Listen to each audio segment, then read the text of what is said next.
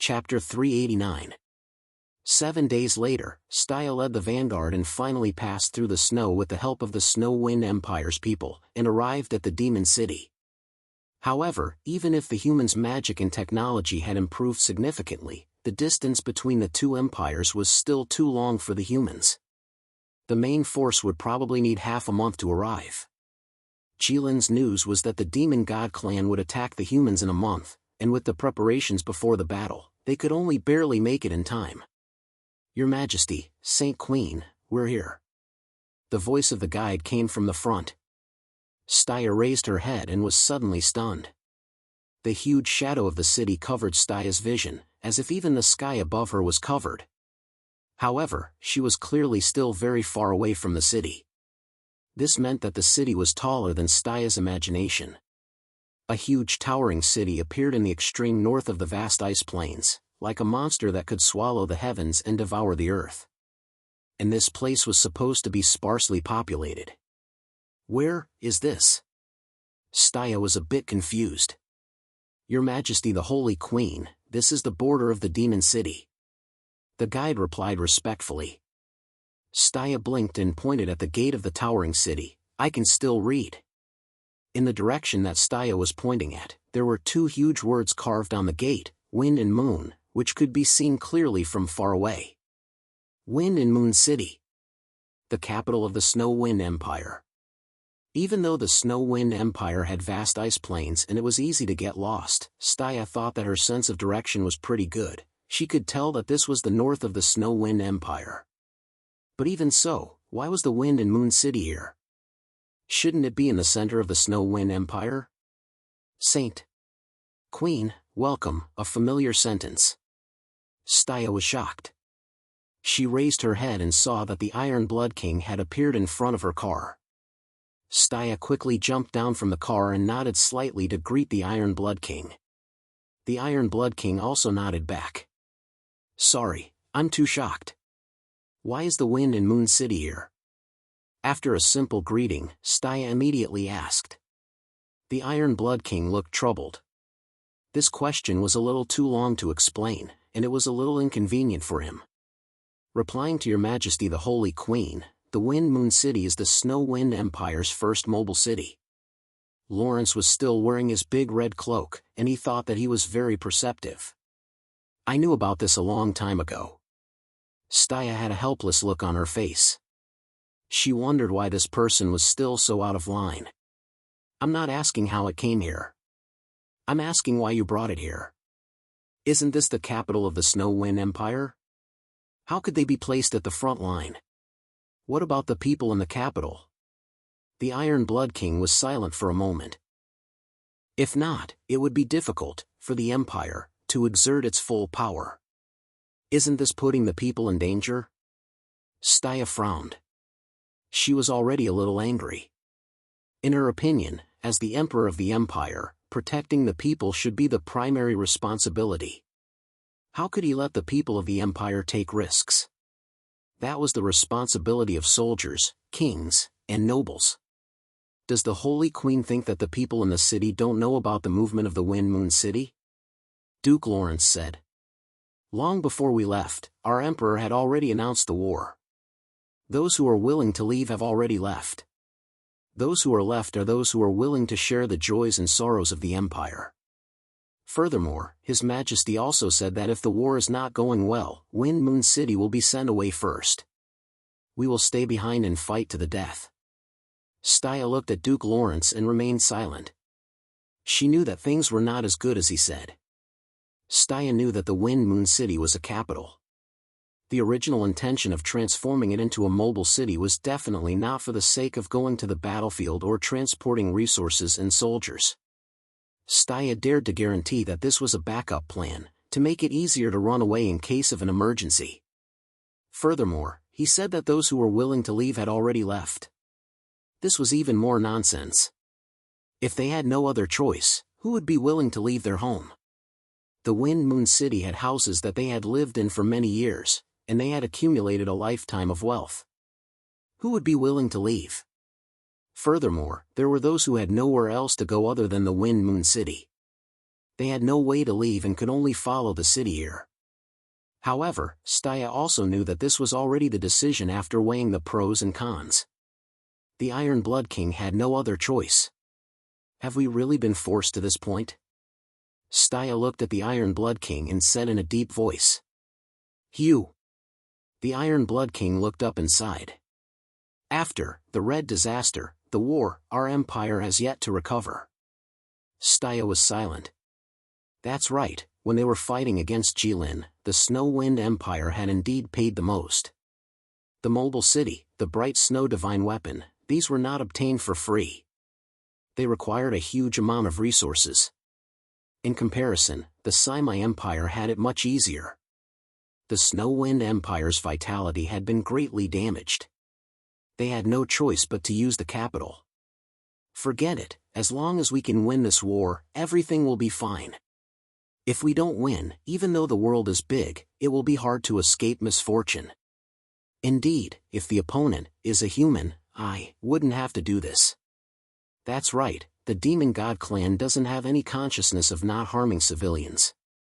Those who are not of our clan will definitely have different intentions. Staya didn't want to continue this conversation. From her point of view, if it wasn't for this sentence, the war between humans and Jilin would not have happened. Who else has arrived besides me? The Golden King has arrived. Staya wasn't surprised at all. After all, he flew here. Also, Flay has arrived. Staya's eyes flashed. I'll have to trouble the Iron Blood King to bring me to see this legend. It's my pleasure. The Iron Blood King said as he waved his hand behind him. Duke Lawrence immediately handed over a talisman-like item. No, it looked like a talisman. It was a white cloth bag 2 inches long and 2 inches wide. It looked very exquisite. On the front was written bright and on the back was victory. This is? Staya was startled. Is it for a good thing? When did the Snow Wind Empire do this? The Iron Blood King also looked at Staya with a strange expression. This, you don't know? Staya was even more confused. She looked at it twice and confirmed that she had never seen it before. Should I know? This is something from the Church of Light. Duke Lawrence exclaimed.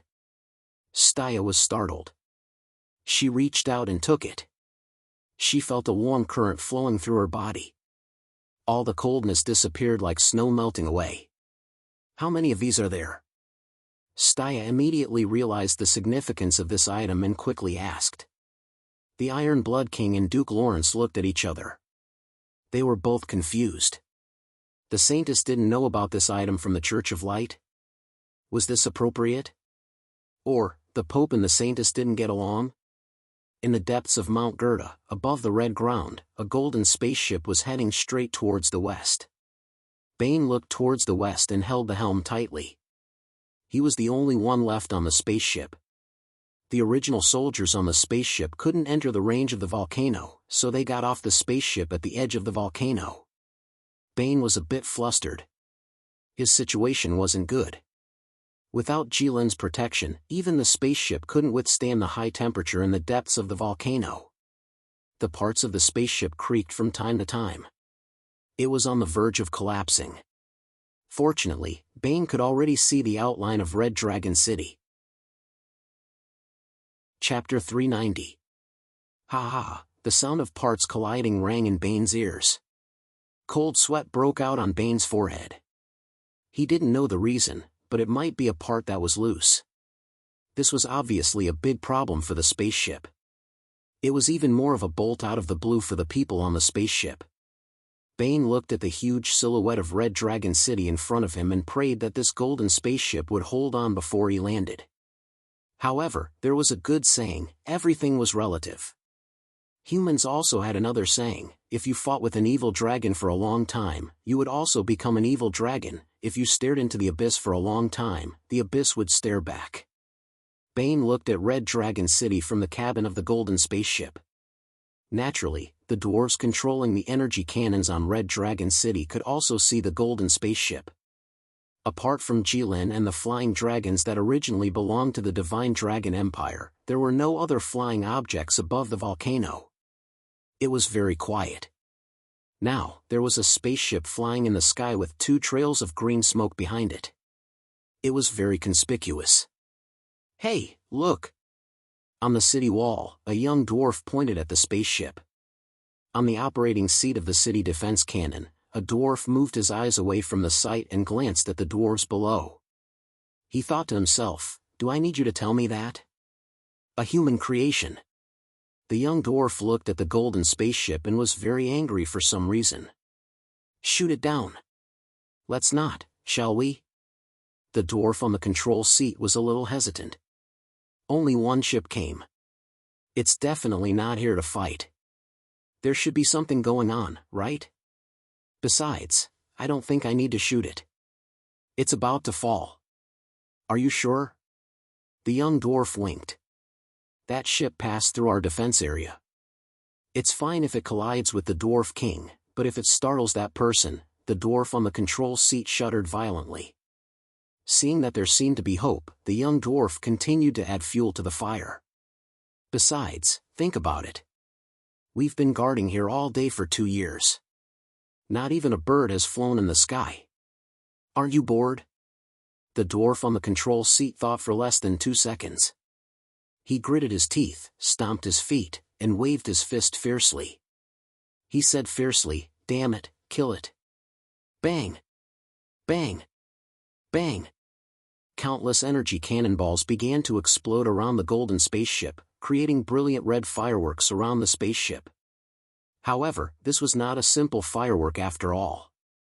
Following the explosion of the artillery shell, a strong shockwave was produced.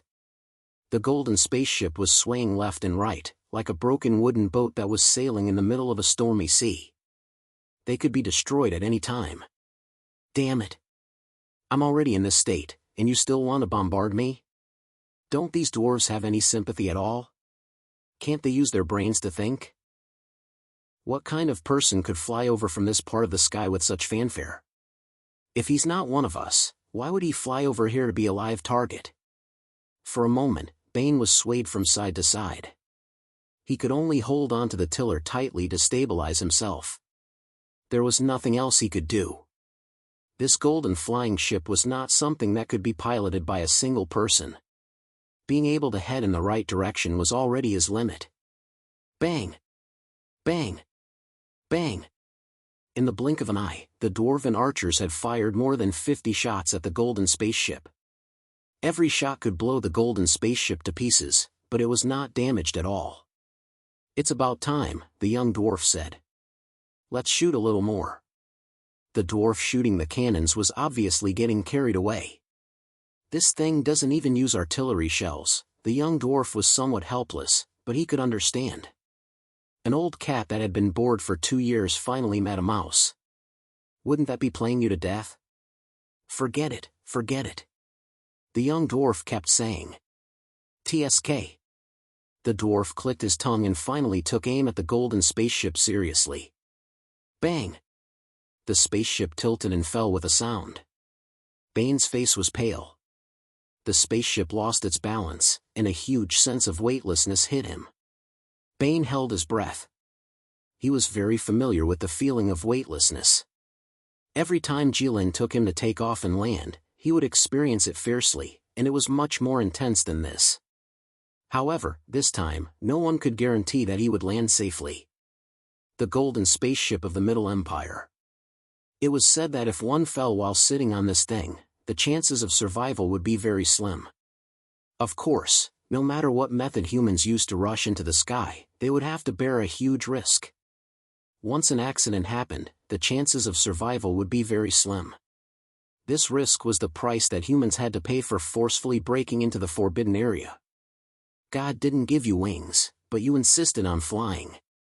God didn't let you eat apples, but you insisted on eating them. This was the original sin of humans. When faced with a crisis, Bane liked to think about nonsense. It was as if he wanted to seize the time to think about the life that he rarely had time to think about. However, Bane gritted his teeth and forced himself to focus. He couldn't die now, he couldn't. However, it was a pity that sometimes, this world was still reasonable, and this reason was so cold and hard that it was hard to accept. No matter how strong Bane's will was, he couldn't stop the spaceship from landing. Boom! The spaceship finally collided with the hard volcanic ground, and it turned into fragments amidst the resplendent fireworks. Wind Moon City. No, it should be the Wind Moon City within the Demon City. Staya glared at Flay, and the veins on her forehead popped out. Why did the Red Dragon Empire send only you? It's all because of the Red Dragon God's Oracle. Flay clasped her hands together, lowered her head, and said sincerely. At this moment, she looked more like a model believer than Staya, who was glaring at her. No, she was a devout believer, but the God she believed in wasn't a good one. A person like her was just an evil person in the eyes of the Church of Light. Jilin? What did he say to you? Those who aren't part of the Red Dragon religion can't listen to the Red Dragon God's Oracle. Flay seemed very proud. If you say that, then the Red Dragon religion won't be able to recruit believers. Staya suddenly became even more proud. Flay was stunned, and she felt that Staya's words made sense. Of course, Staya's words made sense. The Church of Light was definitely the senior when it came to the development of the religion. The Red Dragon religion could only learn from them. Tell me, what did Jilin say? He told you to come alone? No, the Red Dragon God even gave us 15 flying dragons. A hint of surprise flashed across Staya's eyes. 15 flying dragons. That was almost half of the Divine Dragon Empire's strength. Moreover, Staya knew that these flying dragons had stayed by Jilin's side before. After being soaked in Jilin's draconic aura, they were no longer the same as before. A flying dragon now was probably stronger than a dragon knight formed by a human and a dragon. Since Flay had brought 15 wyverns with her, Staya had nothing to say. Staya nodded at the third prince and the Iron Blood King. Cough, cough. The third prince coughed twice. He was about to take charge of the situation. Originally, this job should be given to the host, the Iron Blood King. However, this person was really not suitable, so he could only let the third prince do it for him. After all, other than having the title of the Golden King, he was also the human emperor. The demon god race. The Church of Light knows the most about them. Why don't we hear what the Holy Queen thinks first? The third prince looked at Staya. Staya stood up and nodded slightly at the other three. This is my plan. The demon god race will naturally produce a demon king. This demon king will gather most of the demon god race's strength. As long as we defeat this demon king, we will definitely win this battle. As Staya spoke, she slammed her hand on the table fiercely, as if she had slapped the demon king to death. She raised her head and looked at the third prince, who was sitting in front of her. Her eyes were sparkling. The third prince was enveloped by Staya's infectious gaze. He could not help but straighten his back and sit up straight. A sense of responsibility and mission arose spontaneously, as if the heavens had bestowed upon him a great responsibility. All right, let me defeat the demon king. The third prince clenched his fists and said in a deep voice. He was full of fighting spirit. No, I will do it, Staya said. Ah. The third prince was stunned. Chapter 391. With Staya's words, the entire room was silent. The other three looked at each other and didn't know what to do. Shouldn't the strongest person here be the third prince? Shouldn't things like defeating the king of demons be left to the emperor of human race? This. You'll do it? The third prince looked at Staya and asked. He didn't understand what Staya meant. Or rather, he understood, but didn't dare to believe it. What? You think I can't beat the demon king? Staya looked at the third prince with a smile. She seemed to be full of confidence and looked down on everyone. It was as if she didn't care about the demon king at all. Staya's attitude made the third prince and the others confused. Although they were about to fight, the third prince wasn't familiar with the demon god clan or the demon king. None of the humans had seen the demon god clan before, so he didn't know how strong the demon king was. But according to the Church of Light's description, the appearance of the demon god clan should be a crisis that could wipe out the entire human race. Even the red disaster paled in comparison to it. With such a calamity, wouldn't the demon king be stronger than the red calamity?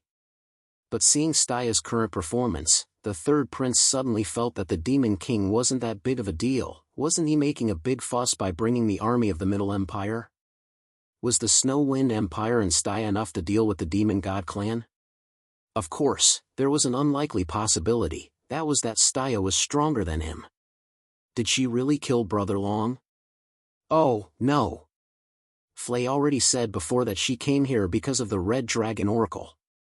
Brother Long didn't die, but he couldn't tell that Stya was that strong.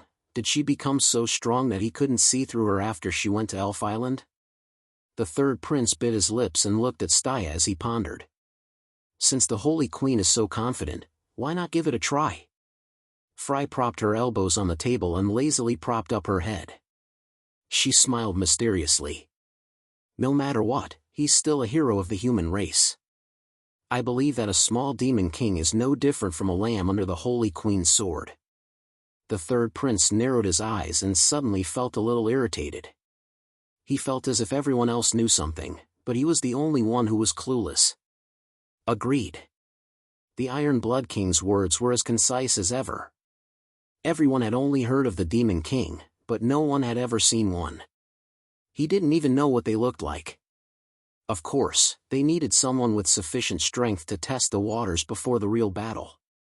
Now that Stya had taken the initiative to do this, the Iron Blood King was happy to go with the flow. The third prince gritted his teeth. He suddenly felt that it was a good thing that this meeting did not adopt a democratic system where the minority obeys the majority. Otherwise, he wouldn't even have the chance to speak now. The third prince leaned forward slightly. He wanted to stand up. He disagreed with this. Even if they all agreed, even if Stya herself agreed, he wouldn't agree.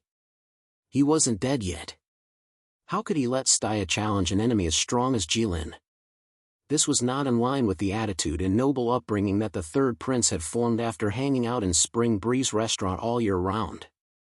Ever since the third prince stayed in Spring Breeze Restaurant, was there anyone else who humiliated prostitutes in the red light district? Who dared to drink with prostitutes and not pay? Oh, Ouyang Ju, that old bastard, didn't count. He was already too old. He couldn't really drink with prostitutes anymore. If he didn't pay, then so be it. Anyway, the sisters didn't suffer any losses. It was only half a jar of liquor, it was nothing. When the third prince was in the red light district, he was powerless and could still protect the pitiful girls on the street. Now, he was the emperor of the Middle Empire and was the emperor of the human race. The third prince believed that even if he couldn't protect all the girls in the country, he wouldn't watch the girl in front of him suffer. Otherwise, wouldn't she be able to go back alive? The third prince was full of anger.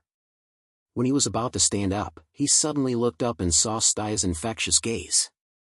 The third prince was stunned. He suddenly understood. It turned out that Stya didn't look at him to encourage him to be the first in the world and challenge the Demon King. She simply wanted to tell him, "Don't stop me." The third prince suddenly froze. How about I go first? The third prince said, "I'm much stronger than I was 2 years ago." The third prince really wanted to persuade Stya. "No need. You're the emperor. If you lose, won't the human race suffer a great loss?" Stya smiled. Although her smile was bright, her gaze was kind, and her voice was gentle, the third prince felt that there was no room for doubt and no room for negotiation. She was determined. The third prince sighed in his heart. He thought that she was the perfect example of someone who was soft on the outside but strong on the inside. If that's the case, then I'll go with the Holy Queen's wishes. The third prince stood up and bowed to Stya. At the highest point of the Wind Moon City was a tall square stone tower.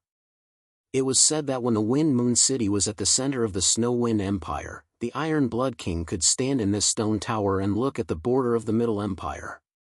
This was a legend in the Middle Empire. However, every Golden King sneered at this and told it to their descendants as a joke. Therefore, this legend was passed down from generation to generation in the Middle Empire. The third prince also heard this legend when he was young. At that time, Li Zheng didn't believe it, and he didn't believe it either. But now, the third prince was lucky enough to be the first Golden King to climb this stone tower. The moment he walked into the room at the highest point, he believed it. The entire stone tower only had this room at the highest point. Below it was a spiral staircase. And in this room, there was a huge telescope. This telescope took up almost half of the room. This thing was obviously made by the dwarves. To be able to see half of the empire. This was the magical weapon that every emperor dreamed of. The third prince looked at the telescope a few times and didn't have the mood to look at it anymore. Even though the scenery in the mirror was fascinating. Because, he was very worried about Staya's condition. Staya was too decisive. Her decisiveness was very abnormal. What was with the look in her eyes that looked like she had seen her own end and accepted it calmly? This kind of character, who couldn't be pulled back once she set her sights on a target, was really a headache. Just like the saying, even if there are millions of people, I will still go forward. Although these words sounded heroic to the extreme, they were also extremely chic and unrestrained. But in reality, it wasn't like that at all. A person who really said even if there are millions of people, I will still go forward wouldn't end up breaking through the enemy's formation. Instead, he would only be crushed by the millions of people and never be able to recover. And Staya seemed to have prepared for this. You are here. A voice sounded. The third prince turned around and looked. Staya was slowly walking up. Why are you here? The third prince calmed down and said. I heard that the stone tower in the Wind Moon City is very famous. My father often talks about it. Now that I have the opportunity to come here, of course, I have to come and take a look, Staya said. So this thing is also famous in the Saimai Empire. The third prince didn't know what to say and could only awkwardly change the topic. Staya suddenly smiled and looked at the third prince. How is the Golden King? Did he choose any new concubines in the past 2 years? How many concubines does the Golden King have in the Middle Empire's 3 palaces and 6 halls? Oh, Miss Chin is making fun of me. I wouldn't dare. The third prince exaggeratedly bowed with his hands in front to show that he was begging for forgiveness. I only have Shueching. This life is enough. How could I have any other thoughts? Staya chuckled. She didn't believe a single word of the third prince's words. Chapter 392. If you say that, then I'll take it seriously. Staya looked at the third prince and smiled. Every word I say comes from the bottom of my heart. Everything I say is true. Heaven and earth can be my witness. Why doesn't the Saint of the Light believe me? The third prince yelled exaggeratedly as if he was wronged. Staya glanced at him. If you say that, then I'll take it seriously. Of course. The third prince swore. Okay, if you bully Shueching in the future, I won't let you go. Of course. But speaking of which, Saint, you're really responsible as a matchmaker. Usually matchmakers don't care about the bride after she marries into the family. But you're good. Every time we meet, you scare me. Not happy? I wouldn't dare. The third prince suddenly sighed. Now, you have the Church of Light in one hand and the Saimai Empire in the other. In terms of power, I'm afraid that no one in the world can compare to you. In addition, you're so concerned about Shueching's matter. Looks like as long as you're alive, I'll have no chance of taking in concubines. Staya paused. She looked at the third prince and said seriously, don't forget that I'm not the only matchmaker between you and Shueching. Jilin and Aisha also gave ideas. The third prince froze. He felt a chill run down his spine. Is this necessary? The third prince scratched his head and said in a low voice. With Staya's words, the third prince would have to think twice if he wanted to get rid of an empress in the future. This could easily lead to the downfall of the country. Must it be like this? Third young master suddenly asked. Even the matter of watching me treat Shuiching well can only be left to Brother Long? Let's not do that. Brother Long is unreasonable. Staya nodded. That's the only way. Do the humans really not have the power to fight back? Staya shook her head. That's the natural enemy of humans. They are born to suppress humans, just like the flying dragon to the Sea Clan. Back then, the Divine Dragon Empire's 20 flying dragons were enough to prevent the Endless Ocean's sea race from taking a single step past Calm Wind Pass. Although the human race would not be suppressed to such an extent by the demon god race, it was still not optimistic. Moreover, the human race had suffered great losses in the battle with Jilin and had yet to recover. How can we not prepare for the worst under such circumstances? The world might not necessarily thank you. They might even think that you deceived them and that you are a despicable person who gained fame by deceiving the world. That's the truth. The Holy Maiden's illustrious name has never been tainted by a speck of dust. If that's the case, wouldn't it be a pity? If you don't even want your life, what's your reputation? Staya said disdainfully. The third prince blinked, unable to say anything. To someone from the Middle Empire who used their lives to live for their reputation, reputation was more important than their lives. The culture of the Middle Empire had a whole system of huge theories to support this point of view. If they started a discussion on this topic, even with Staya's eloquence, the third prince was confident that he could debate with her for 3 days and 3 nights without being at a disadvantage. However, he clearly did not have the time for that now. Therefore, even though the third prince had a lot of things to say, he could not say a single word. Red Dragon Palace. Bane was lying in the deepest part of the Red Dragon Palace. His eyes were tightly shut, and he was bleeding from many places and had many fractures. His arms and legs, as well as some joints on his body, were all bent at a strange angle. He looked like a broken doll that had been ravaged by a cruel child. He was already breathing in less than he was breathing out more than he was breathing out. What happened to him? Jilin glanced at him and asked. He came on the battleship of the Middle Empire and was shot down by the dwarves, Aisha said. Jilin nodded and expressed his satisfaction with the dwarves' behavior. He never liked those things that had no wings but still shamelessly flew in the sky. As for Bane, wasn't he still breathing? As long as he was still breathing, it was not a big deal in Jilin's eyes. Why isn't he dead? Jilin asked. I say, a rank 6 human is also very strong, Aisha said. Besides, if he wanted to die with this injury, he would have died long ago. He's just holding on. He can still hold on with this kind of injury, he must be very stubborn. Although Aisha's words did not make sense, Jilin was already used to it and could even continue to talk. Don't you want to know why he came? Aisha asked. I can probably guess, Jilin said. Aren't you the same? But there are some things that need to be said in person. Aisha's words were full of meaning. By the way, why are you so concerned about this matter? Jilin looked at Aisha. Even if the demon gods destroy the world, they can't kill you, right? After all, you are a great contributor to the god of darkness. But I'm also human, I can't just watch as I'm the only human left in the world. You're also human? Jilin sneered. At least it seems that way, or was, Aisha said seriously. No. Jilin shook his head. You're just afraid of the loneliness of not having your own kind in the world.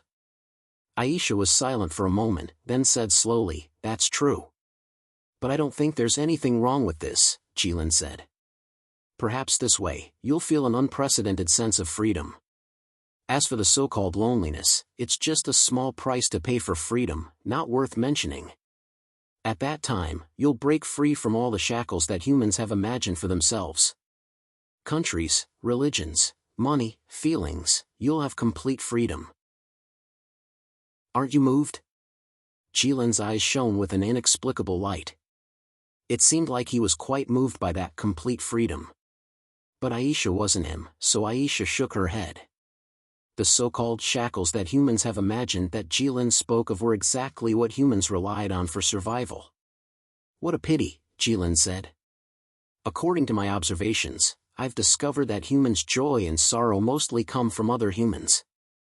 So I occasionally think that if there's only one human left in the world, he'll definitely live like a god, without joy or sorrow, and incomparably free. Unfortunately, you've lost the chance to experience becoming a god. No joy or sorrow? Aisha said. It seems like you still don't understand humans well enough. When there's only one human left in the world, he won't live so freely. He'll commit suicide. No joy or sorrow, for humans, it's no different from death. Jilin flapped his wings, no longer discussing this with Aisha. Since this is your choice, I won't say anything more. Wake him up. Healing is something that the Church of Light does. I won't do it, you do it. Jilin glared at Aisha, feeling helpless. But fortunately, he had seen the Holy Book of Light. Other than a big move like the God of Light's mercy, he could also casually cast a small healing spell. A little white light lit up on Jilin's fingertips, enveloping Bane's whole body. Bane's wounds began to heal, and his bones and joints began to reset. After a while, Bane slowly woke up. The first person that Bane saw was Aisha. He was delighted, thinking that Aisha had saved him. When he looked up and saw Jilin's huge body, he was even more excited. He wanted to tell Jilin that Staya was carrying the coffin to fight the Demon King. No, she was going to die. He wanted Jilin to quickly save her and kill the Demon King, so that the world would be at peace. But Bane turned his eyes and suddenly saw a huge green rock that was as tall as Jilin. This huge rock looked smooth and heavy, extremely flat, with edges and corners, and was square. It was a standard cuboid, as tall as Jilin, and as thick as 2 houses. The color was clear, and there was a faint flowing light. At first glance, it was not an ordinary object. What is this? Bane was too curious and blurted out. Jilin was also stunned. He did not expect this to be the first thing that this person said after escaping death. Jilin touched the huge rock and even pointed at it with his fingertips. This is Staya's tombstone. Chapter 393. What, did you say? Bane's eyes widened as he questioned Jilin. His face was full of disbelief. Such a square greenstone was Staya's tombstone? Bane froze for a full 5 seconds before he finally jumped up and yelled at Jilin, "What are you doing?" He felt like he came for nothing. Jilin already knew that Staya was going to die and that she carried the coffin to war. But he didn't care. Thinking about it carefully, the Jilin now was no longer the same as before. He was no longer the megalosaurus that knew nothing about the world and humans. He was now the leader of a large force that could compete with humans and even had the upper hand. He was the ruler of the Red Camp. There was no news that humans could hide from Jilin now. Not to mention anything else, just the dwarves were inextricably linked to humans. Otherwise, where did the wheat seeds planted on the 7th level come from?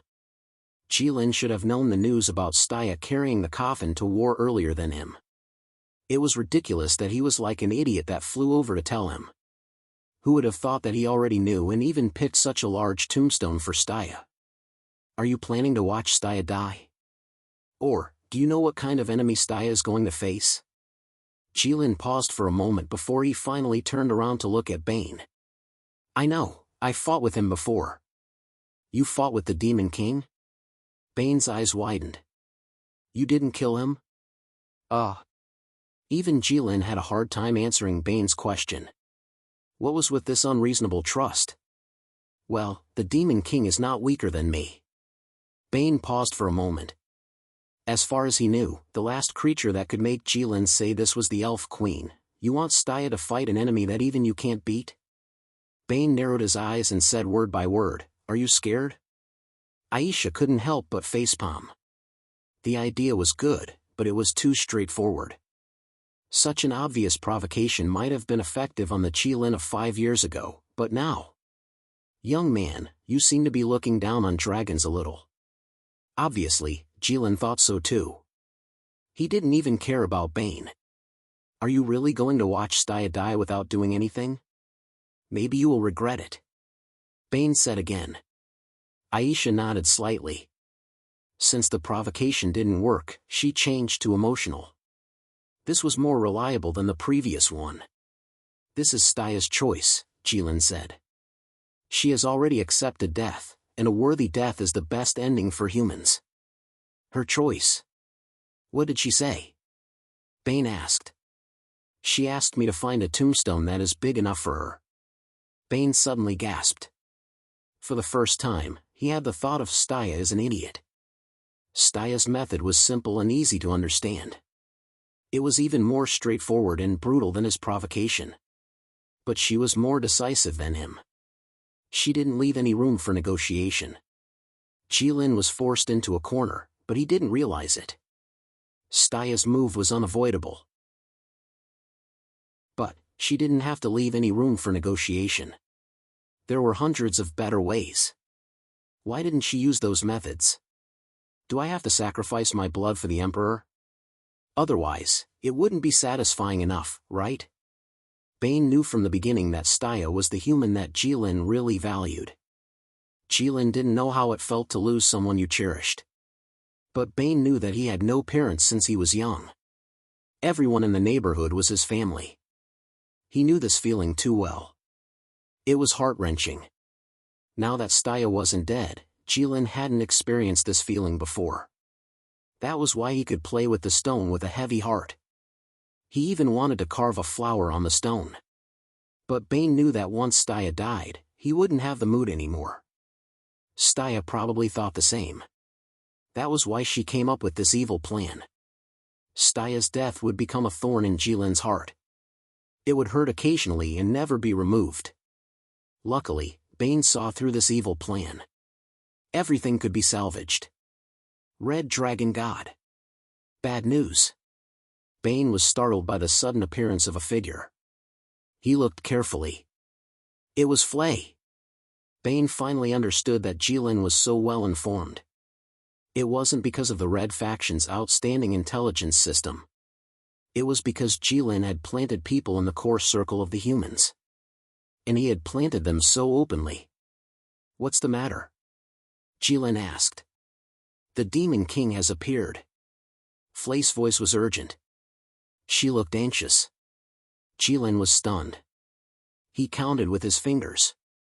It seemed that it was half a month too early. Wasn't it supposed to be a month later? How can that be? Jilin asked. But it's only the Demon King. Flay said. Jilin was stunned again. Such a low profile and weak appearance didn't match that idiot's temperament. Oh, right. Jilin understood.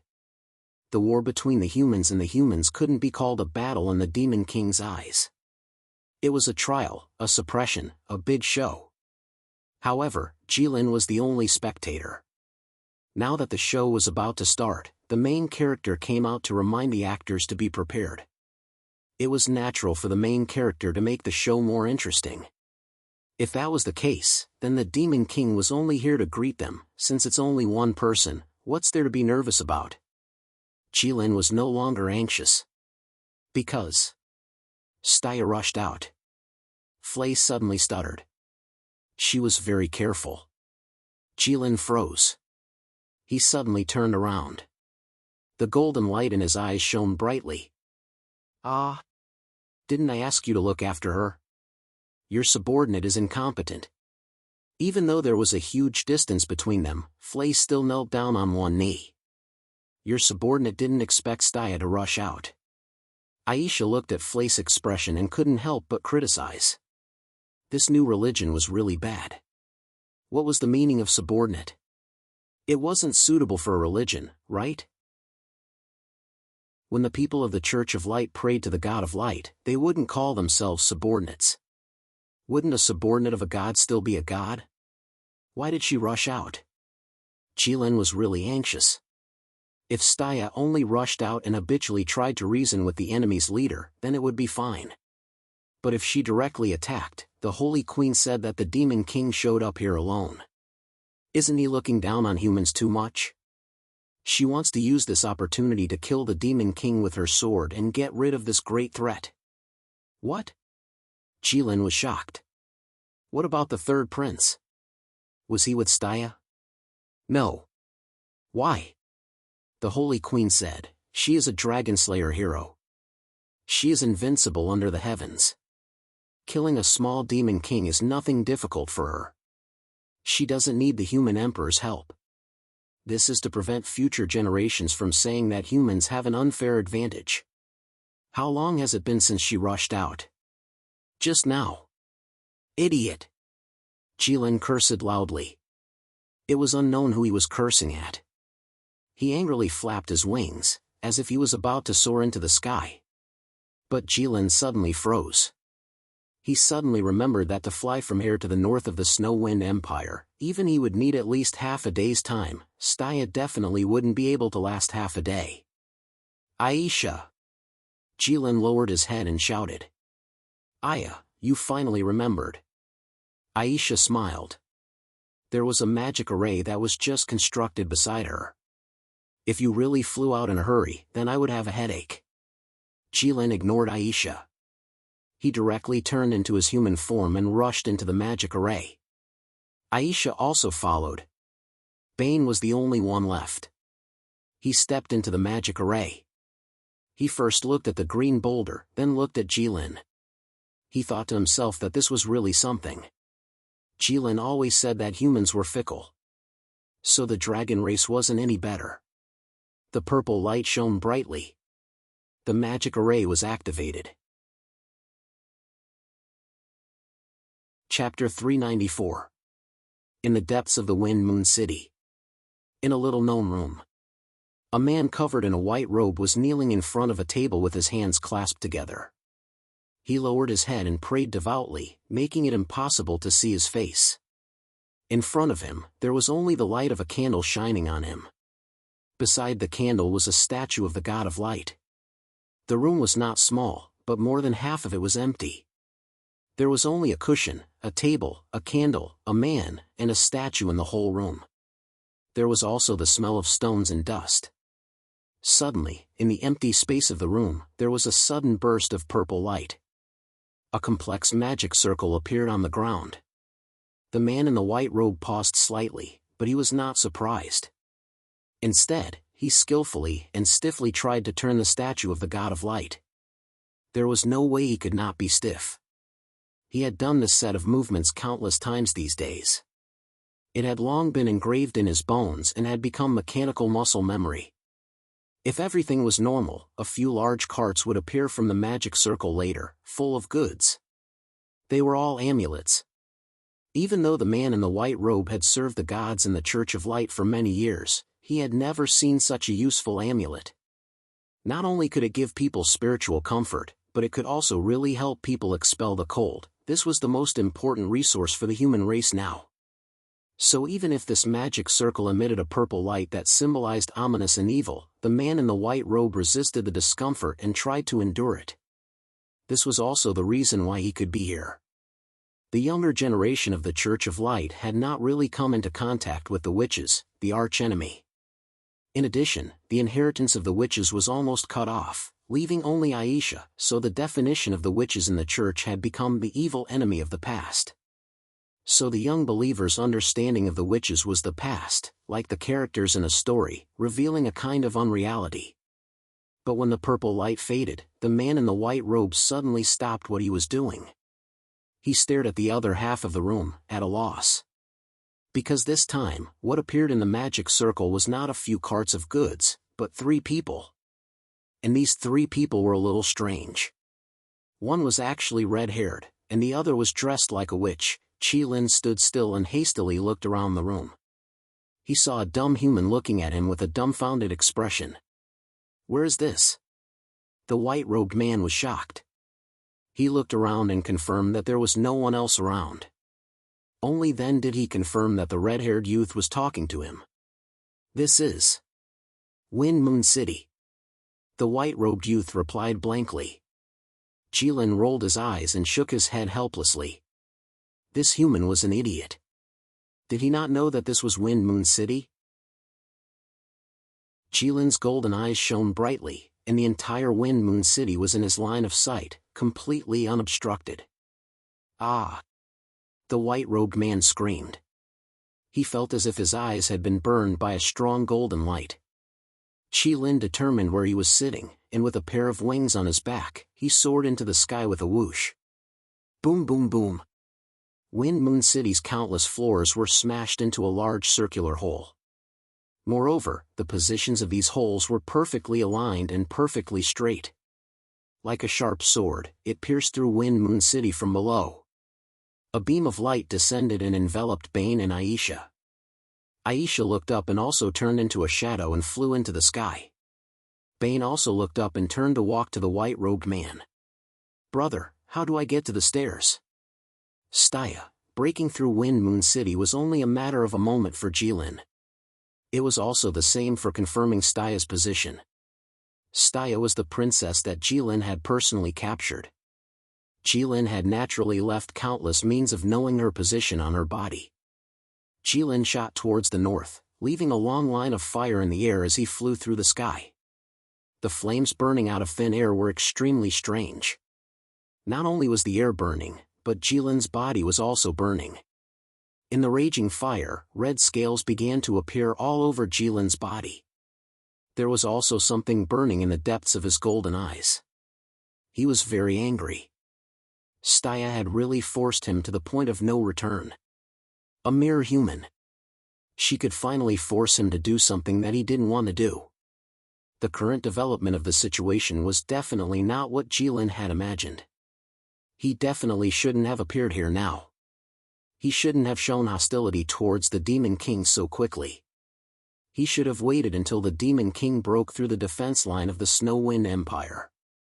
He should have waited until the true human race destroyed the Saimai Empire, the Middle Empire, and the small Nanshin Empire before he took action and organized the remaining races to unite and fight against the true human race. The Beast Race, the Dwarf Race, the Sea Race, the Demon Beast Race, and the human race of the Red Dragon Empire. After winning that battle, the first four races needless to say. As for the remaining human race, they would all be followers of the Red Dragon sect and worship him as a god. At that time, ruling the world would be a matter of course. In this way, the dragon race's plan would be successful. But Staya was clearly just a human. Boom! Jilin drew a red line of fire and fell from the sky, like a burning red meteor. The blood-red clouds that were as thick as the earth began to roll in the sky, as if it was the end of the world. The clouds follow the dragon, the wind follows the tiger. This was the appearance of the dragon race. The sky had turned blood-red, so naturally, there would be no more snow. But there were still countless cold winds blowing, rolling up the endless snowflakes on the ground and filling up the sky. Because the person with the cold wind was the Demon King. "I didn't expect to meet you again so soon." Jilin ignored him and quickly glanced to the side. Not far away, there was an inconspicuous person lying in the snow. She was dressed in white armor. If not for Jilin's golden eyes, it would have been difficult to find her. Jilin took a step forward and walked to Staya's side, looking down at her. Great, this stupid woman finally played herself to death. Staya's eyes were tightly shut, apparently unconscious. Even Jilin couldn't feel her breathing, her face was pale. His left leg and right arm were sealed in ice, like transparent armor. But Jilin had to admit that she looked okay. She didn't have any wounds, her arms and legs weren't broken, but she wasn't breathing. The Demon King took a small step back. He could feel that Jilin was in a state of extreme anger. The fire dragon in this state was undoubtedly an active volcano that was about to erupt. Even if he wasn't afraid, it was better to walk around. "You did this?" Jilin slowly turned his head and looked at the Demon King. The ice and snow around him started to melt quickly. The Demon King shrugged. "No, I just don't know why, but this weak creature raised her sword and charged at me, trying to kill me. I just used ice to trap her." Jilin frowned slightly. He thought that a creature at the Demon King's level wouldn't bother to lie about this. Suddenly, Jilin's eyes flashed, and he put his finger on Staya's pulse. Her veins were all broken. It was God's descent and sacrifice. Jilin understood. Staya was like this again. She already knew that she was going to die before the fight, so she used God's descent before the fight even started. She charged at the Demon King with all her might, swearing to slash with the sword that represented the dignity of humans. She put everything on this sword. But the Demon King didn't even look at her, and just trapped her. After a while, Staya would die from the backlash of God's descent and sacrifice. He didn't even need to move. Staya risked her life in the end, but she didn't even manage to fight the Demon King. You don't want to give up, right? Jilin looked at Staya's pale face and thought to himself. She's one of my people, don't you know? Jilin glared at the Demon King angrily, and his dragon's might surged towards the Demon King like an ocean. Staya had too much of his aura. Even if people didn't notice, how could the Demon King not see it? I know, that's why I didn't do anything. The Demon King found it funny. Although he didn't do anything to this stupid creature for Jilin's sake, he didn't expect Jilin to be so angry over such an insignificant creature. It seemed like he wanted to fight to the death with him. The Demon King found it ridiculous. Plus, this thing could be said to be suicide, so what did it have to do with him? Huff, Jilin took a deep breath and calmed himself down. Suddenly, a large amount of heat rose from his body. Boom! Jilin flew into the sky with Staya in his arms, and a gentle white light bloomed around him. It was the mercy of the God of Light. Jilin and Staya turned into a white comet in the sky, flying toward the east. The only place that could save Staya now was probably the Elven Island. But Aisha didn't set up a teleportation circle there.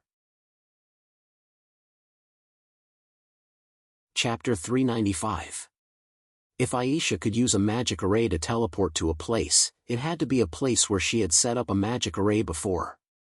There were no exceptions. Except for the time she went to the Red Dragon Palace. That was the first time Jilin and Aisha met. That time, Jilin was truly shocked. To think that a mere human could appear in front of him without making a sound.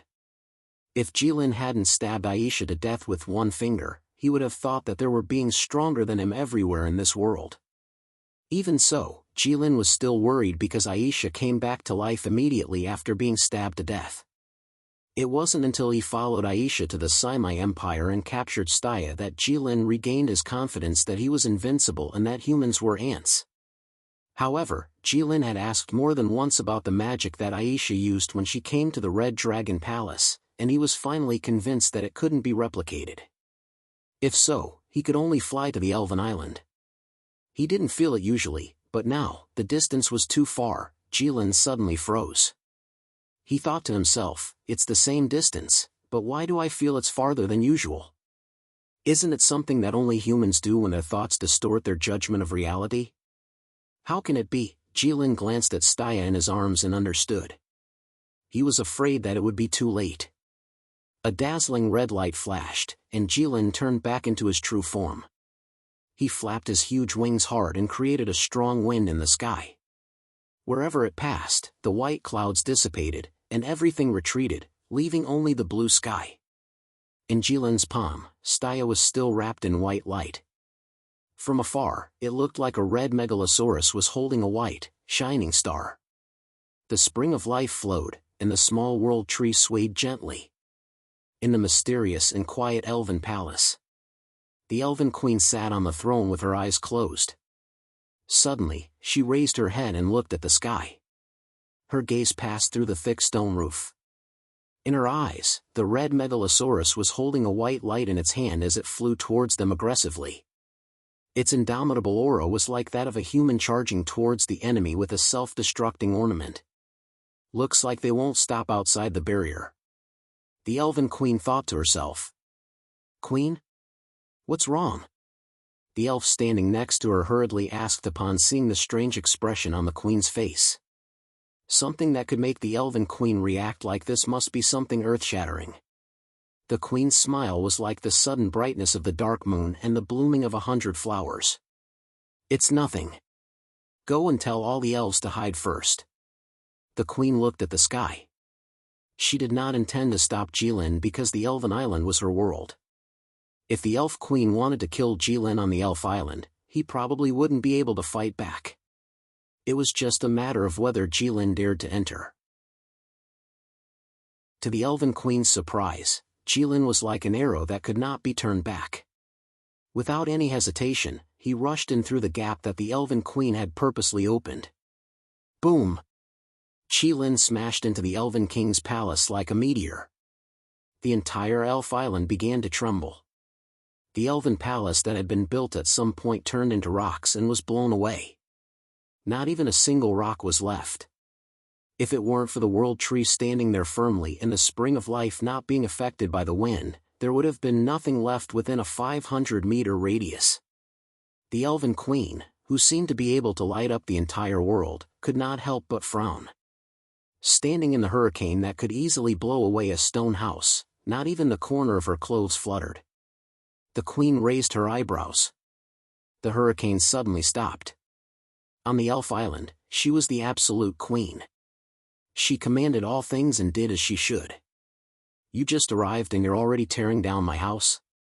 Hearing the Queen's unkind words, Jilin ignored them. The huge red dragon claw gently placed the white light in his hand on the ground in front of the Queen. His movements were light and slow, as if he wanted to show the Queen that he had no evil intentions. Maybe he was just afraid of waking Staya up. The Queen glanced at Staya and did not look again. She already knew about Staya's situation. What do you mean? Can you save her? The Queen did not ask any nonsense like why, but she was only silent for a moment. Mikado shook his head. You can't save her. Why? You have the spring of life in the World Tree. Jilin's eyes widened. He suddenly realized that there were facts in this world that he did not want to accept. The gods can also fall. They all have the spring of life. They all share the great World Tree, the Queen said. She's just a human. But the fact that death is irreversible is true everywhere. Is she already dead? The Queen suddenly had a headache. She thought, you don't know if she's dead or not. No, right? Jilin said. But her state is very strange, right? It's not a normal near-death state.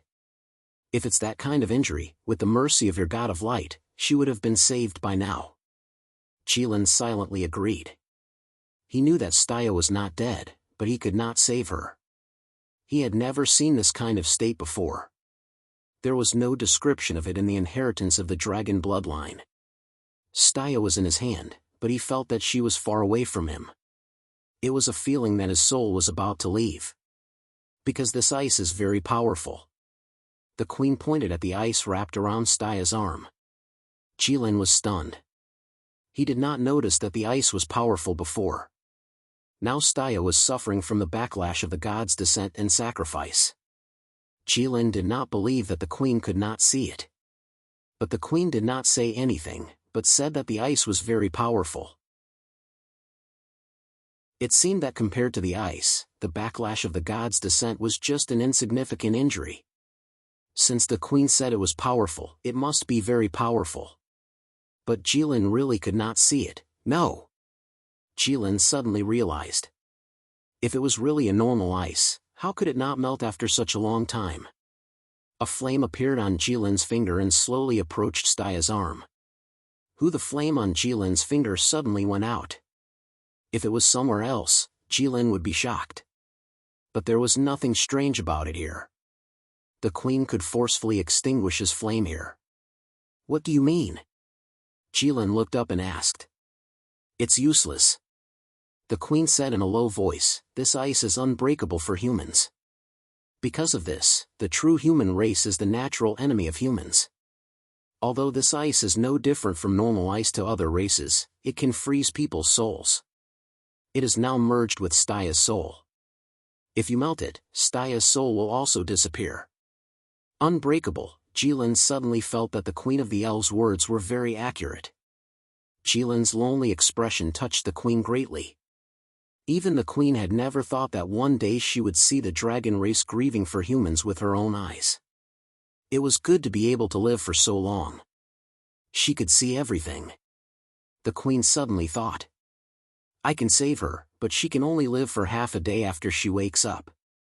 At the same time, she has to suffer the pain of her soul being gradually frozen. The queen looked at Jilin. How about it? Do you need me to do it? Chapter 396. The Elven Queen looked at Jilin with a strange light flashing in her eyes. Jilin also looked up at the Elven Queen when he heard that. He noticed the mockery in the Queen's eyes. Jilin was silent for a long time. He easily realized that this was a dilemma. This was not rare, and there was nothing new about it. This was a melodramatic plot that was used too much in countless human stories. Jilin was very familiar with it. He even knew it by heart. But until today, Jilin vaguely understood why human authors love this plot so much. Because it was really unbearable, Jilin looked at Staya's pale face and his heart tightened.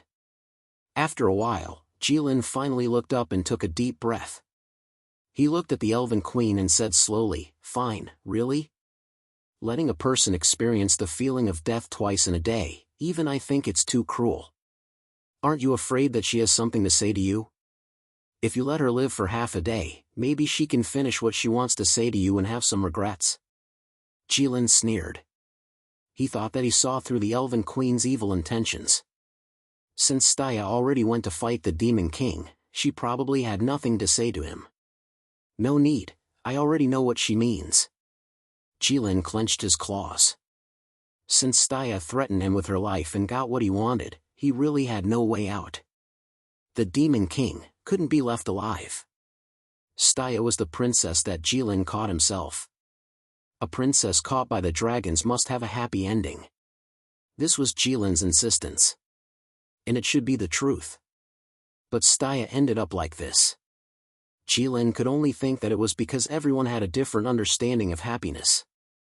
Most people believe that the so-called happiness of a woman should be a handsome prince riding a white horse and reaching out his hand to her with admiration and longing in his eyes. His eyes seemed to be able to speak, telling you "I love you" repeatedly. His love was sincere. You were touched. You smiled and put your hand on it. The two figures snuggling together became the most beautiful picture in the world. The white horse trod on the sunset and the flower fields, gradually moving away. The passers-by who were fortunate enough to witness this scene all revealed envious eyes.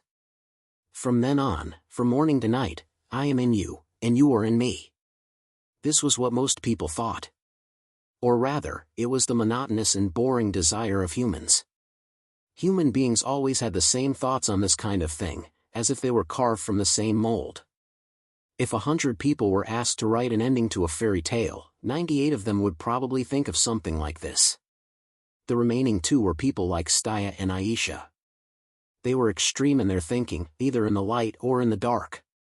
What does Staya think happiness is? All the citizens of the Saimai Empire have enough to eat and warm clothes to wear? The faith of the Church of Light spread throughout the world? World peace? A flawless life, open and aboveboard, with a clear conscience? Jilin shook his head. He felt that his guess was not far from the truth. He also felt that this woman was really stupid. Even if there was really world peace in the future, and everyone could laugh every day, what was the point of that to you? You couldn't see it. Although the world was good, that world didn't have you. Even if people would remember you and reminisce about you in the future. But so what? You couldn't feel it. Was there any meaning? There was. Jilin clenched his teeth and suddenly said in his heart. It seemed like he was answering his own question, but it was more like he was angry and stubborn. His people, his princess, he couldn't let them die in vain. She could choose to die. If she did as she wished. Because that was her life. Jilin would respect it. But someone had to pay the price for her death. Just wait. Jilin wouldn't let go of a single life related to her death. Because he went against the will of the Dragon Clan. Jilin grabbed Staya again. He wanted to bring her back to the Snow Wind Empire. Although the Elf Island looked like it was isolated from the rest of the world, it was an excellent place to bury her. But how much effort did Staya put in to move the coffin from the Simai Empire to the Snow Wind Empire? Since Staya valued the coffin so much, Jilin had to let her use it no matter what. Not to mention that he had prepared a tombstone for her. Don't waste it, Elf Queen, sorry to disturb you. Jilin nodded slightly. Only in front of the Elf Queen would he show some of the self-restraint that a higher race should have. After Jilin finished speaking, he flapped his wings and was about to soar into the sky. Sigh, the Queen sighed. She really didn't know what the Dragon Clan was thinking. Even if she had lived for countless years, she still couldn't understand the thoughts of that race. Come down. The Queen stretched out her hand and pulled Jilin's figure, who was already in the sky. Jilin suddenly felt a sense of weightlessness. He was actually pulled down by the Queen. Jilin had never experienced something like falling from the sky, but the Dragon Clan had an extremely strong physical body and reaction speed. At the instant he was about to land on the ground, Jilin grasped that fleeting and wonderful opportunity. Jilin nimbly flipped his body in the air and didn't fall onto the ground. Elf Queen? What do you mean? Do you want me to stay? Jilin didn't expect the Queen to turn her face so quickly. But he wasn't afraid. Since he dared to come, it wasn't just because he was hot-headed. He was already prepared to fight to the death. Since you're already here, how can I let you tear down my house and leave? The Queen shrugged. Jilin's aura began to increase rapidly. His domain was fully opened, but it didn't spread. Instead, it only covered a small area around him. The entire Elf Island was the Queen's domain. Only in this way could he not be affected by the Queen's domain and fight against it. A huge red shadow began to appear behind Jilin. A red megalosaurus that looked like it was real held a huge sword that matched its size.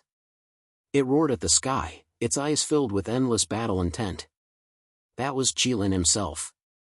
Jilin roared at the Queen, as if saying, "Come and fight." Jilin roared with all his might, creating a huge shockwave. It whistled towards the Queen. But it didn't move a single strand of the Queen's hair.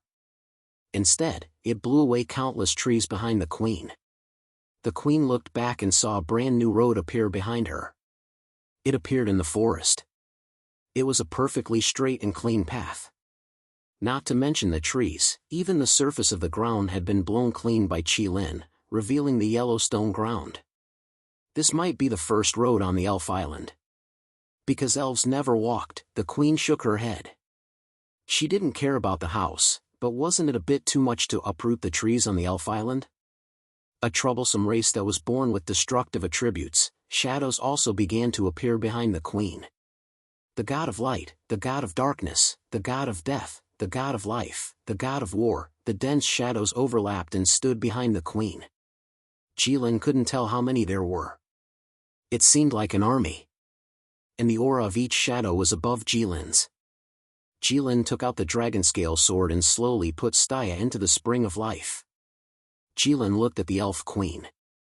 He held the sword with both hands and got into a fighting stance. He had long wanted to fight the Elf Queen with all his strength. The megalosaurus shadow behind Jilin roared fiercely at the shadows of the gods behind the Elf Queen. It was as if the rebellious megalosaurus wanted to rush into the heavens and devour the gods. And the gods were indifferent and disdainful. Chapter 397. Jilin looked at the countless phantoms behind the Queen. Each of those phantoms had an aura that could shatter the void. Jilin realized that he had underestimated the Queen's power. The Elven Queen that he sensed on the Elven Island was completely different from the one that Jilin sensed outside the Elven Island. The phantoms standing behind the Queen were all more powerful than him. Was this the true strongest creature in the world that was protected by the gods? Jilin understood the difference in power between them, but he had no intention of retreating. Because after realizing the truth of Staya's death, Jilin felt a nameless fire burning in his chest. He wanted to vent it out. Moreover, there was no way for him to retreat in this place. If the Elven Queen could let him in, she naturally could not let him out. Whoosh! Jilin suddenly opened his mouth, and a red dragon's breath burst out in an instant. Such a sudden attack could almost be considered a sneak attack. Jilin's dragon's breath was almost as fast as the speed of light, and he was so close to the Elven Queen. The dragon's breath attack reached the Queen in an instant, or perhaps a thousandth of a second. The time taken to blink was many times slower than that. No one in the world could dodge Jilin's sneak attack, not even the Demon King. They could only endure it. But now, the Elven Queen could. Because she was now on the Elven Island, and the god of time's phantom was standing behind her. The time on the Elven Island was under her control. Unknowingly, a white clock pattern appeared in the Queen's right pupil. The 3 needles were spinning, and there were 12 scales around them. It was small and perfectly hidden in the pupil. With human vision, even if one was very close to the Queen's face and looked at her right eye carefully, one could only see a small white in the Queen's eye. However, Jilin could clearly see the 12 scales in the Queen's eye. The Queen raised her hand towards Jilin, and the god of time's phantom behind her also raised her hand. Under the Queen's control, this 1 second was extended infinitely. Jilin's dragon breath slowed down, as if it had stopped moving. Jilin blinked and casually swung his sword, pointing the tip of his sword at the Queen. Jilin had always been keen on such useless but fancy human techniques, and he could learn them in no time. The failure of the sneak attack was within Jilin's expectations. A battle of this level could only end in a life-and-death struggle, with blood spilling from every blade.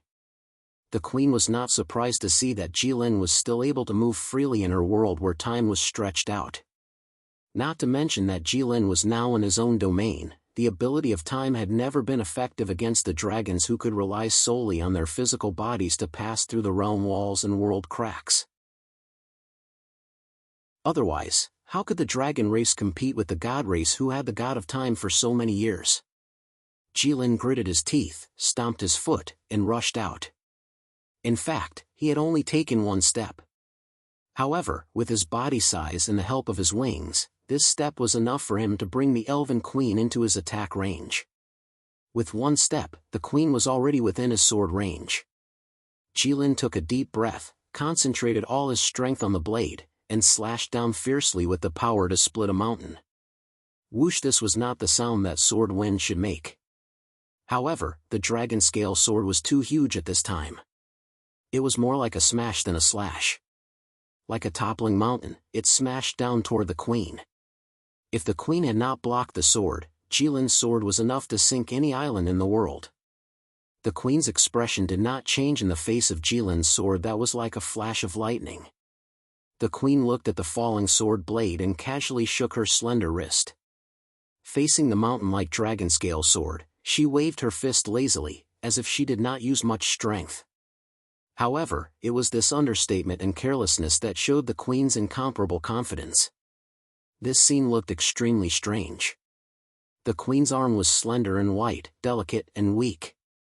It seemed that it could be broken with a gentle twist. Such an arm could cover her arm with a white veil in some spring breeze, but it might not be able to pick up a wooden bucket full of water. However, such an arm was waving her white and tender fist to attack the supreme artifact of the dwarves, the dragon scale sword. It was like a young lady who looked like she did not do any household chores. In front of the collapse of Mount Tai, not only did her expression not change, but she also rolled up her sleeves to reveal her white and tender arm and said to the maid behind her, "Back off, watch me send Mount Tai flying with 1 punch." In such a situation, the maid would definitely think that her young lady was scared silly, and then she would quickly pull the young lady's clothes and run for her life. Unfortunately, the Queen was not a young lady. Even if she was not human. Boom!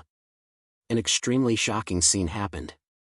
The Queen's white and tender little fist sent the dragon scale sword flying with 1 punch. It really looked like a weak human girl who sent a mountain flying with 1 punch. Jilin felt a huge force coming toward him. His hands went numb, and then he could not stop trembling. When had Jilin ever experienced such a feeling? Jilin had never faced such a situation before, and Jilin had no way of learning the techniques of the Sword Saint's swordsmanship. Thus, Jilin's sword flew out of his hands. The dragon scale sword was really sent flying. It spun in the air and flew far away, finally landing in the distant sea. Jilin held his trembling hands, his face full of disbelief. A dragon, actually lost in terms of strength? This was something that had never happened in the many years of the war between the dragons and the gods. You don't have to be so shocked. The queen said, even among the gods, I am a special existence. I am a life created by the combined efforts of the gods. I can use their abilities. My upper limit is higher than theirs. I am the God King created by the combined efforts of the gods. God King, this is what the gods told me. However, this is not very accurate. In my opinion, I am just a weapon created by the gods. To fight against a life that they cannot fight against. A life that the gods cannot fight against? What do you have to doubt? Of course it is the Dragon of Dragons, the Black Dragon King. Jilin held his breath. Even if you are really strong, you are still too far away from the Black Dragon King. Jilin did not believe this. As he spoke, he threw a powerful punch at the Elven Queen. The dragon race had never lost in terms of physical strength. TSK. The queen shook her head. Dragons like to get carried away when they fought, so they couldn't see the situation clearly. That is because I am still growing and have not reached my upper limit. Otherwise, why would I be on this elven island? The queen threw another punch. This punch met Jilin's dragon fist. Boom! With a loud bang, Jilin was sent flying. The Elven Queen looked up at Jilin, who was flying high in the sky, and sighed softly. She was not the only one who was still growing.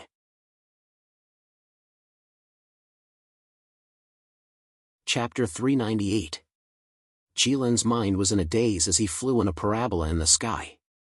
He could not imagine how the Elven Queen's slender wrist could contain such immense power. A power that could suppress a dragon. After this punch, Jilin knew in his heart that there was no way he could defeat the Elven Queen at the moment. When a dragon loses to an opponent in terms of strength, there was no such record in Jilin's bloodline inheritance, so he did not know what to do. But all he could do now was fight to the death. Splash! Jilin's huge body fell into the sea, creating huge waves. Jilin stood up from the sea and suddenly felt a sharp pain coming from his right hand. Jilin turned his head to look. His right hand was not broken, but it hurt a lot. He guessed that the punch from the Elven Queen had hurt his bone. But fortunately, Jilin knew healing magic. The light god's mercy. With a flash of white light, Jilin's arm recovered. For a dragon, this was not a serious injury. Jilin raised his hand, and the dragon scale sword immediately flew out from the sea and into Jilin's hand. This was the power of a divine weapon that merged with the soul. Jilin looked at the Elven Queen, who appeared on the shore, and took a deep breath in his heart. Dragon tongue magic, end of fire. This was the only dragon tongue magic that Jilin knew. It could burn all elements in the domain into nothingness. But within the range of this elven island, Jilin could only cover his entire body with the domain. Now Jilin's entire body was wrapped in the strongest magic. Everything that touched Jilin would be burned into nothingness.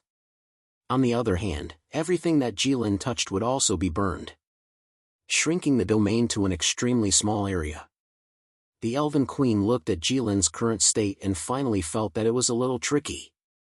But this is just a little trick. The Elven Queen's tone was slightly disdainful. This was because Jilin's method of using the domain was not the right way. A battle between domains was a battle that only god-level existences would fight. Normally, they would clash openly with each other to see whose domain was bigger and stronger.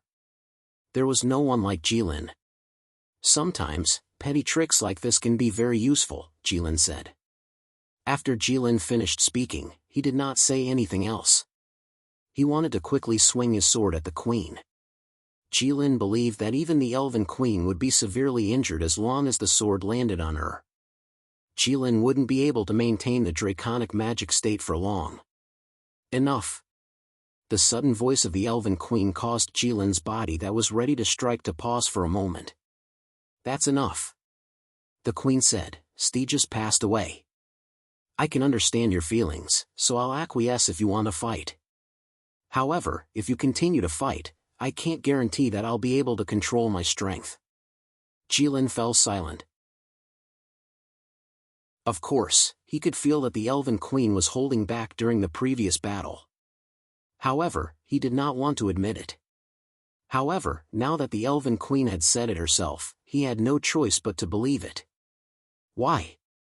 Jilin did not understand. In Jilin's impression, the Queen was very unfriendly to dragons.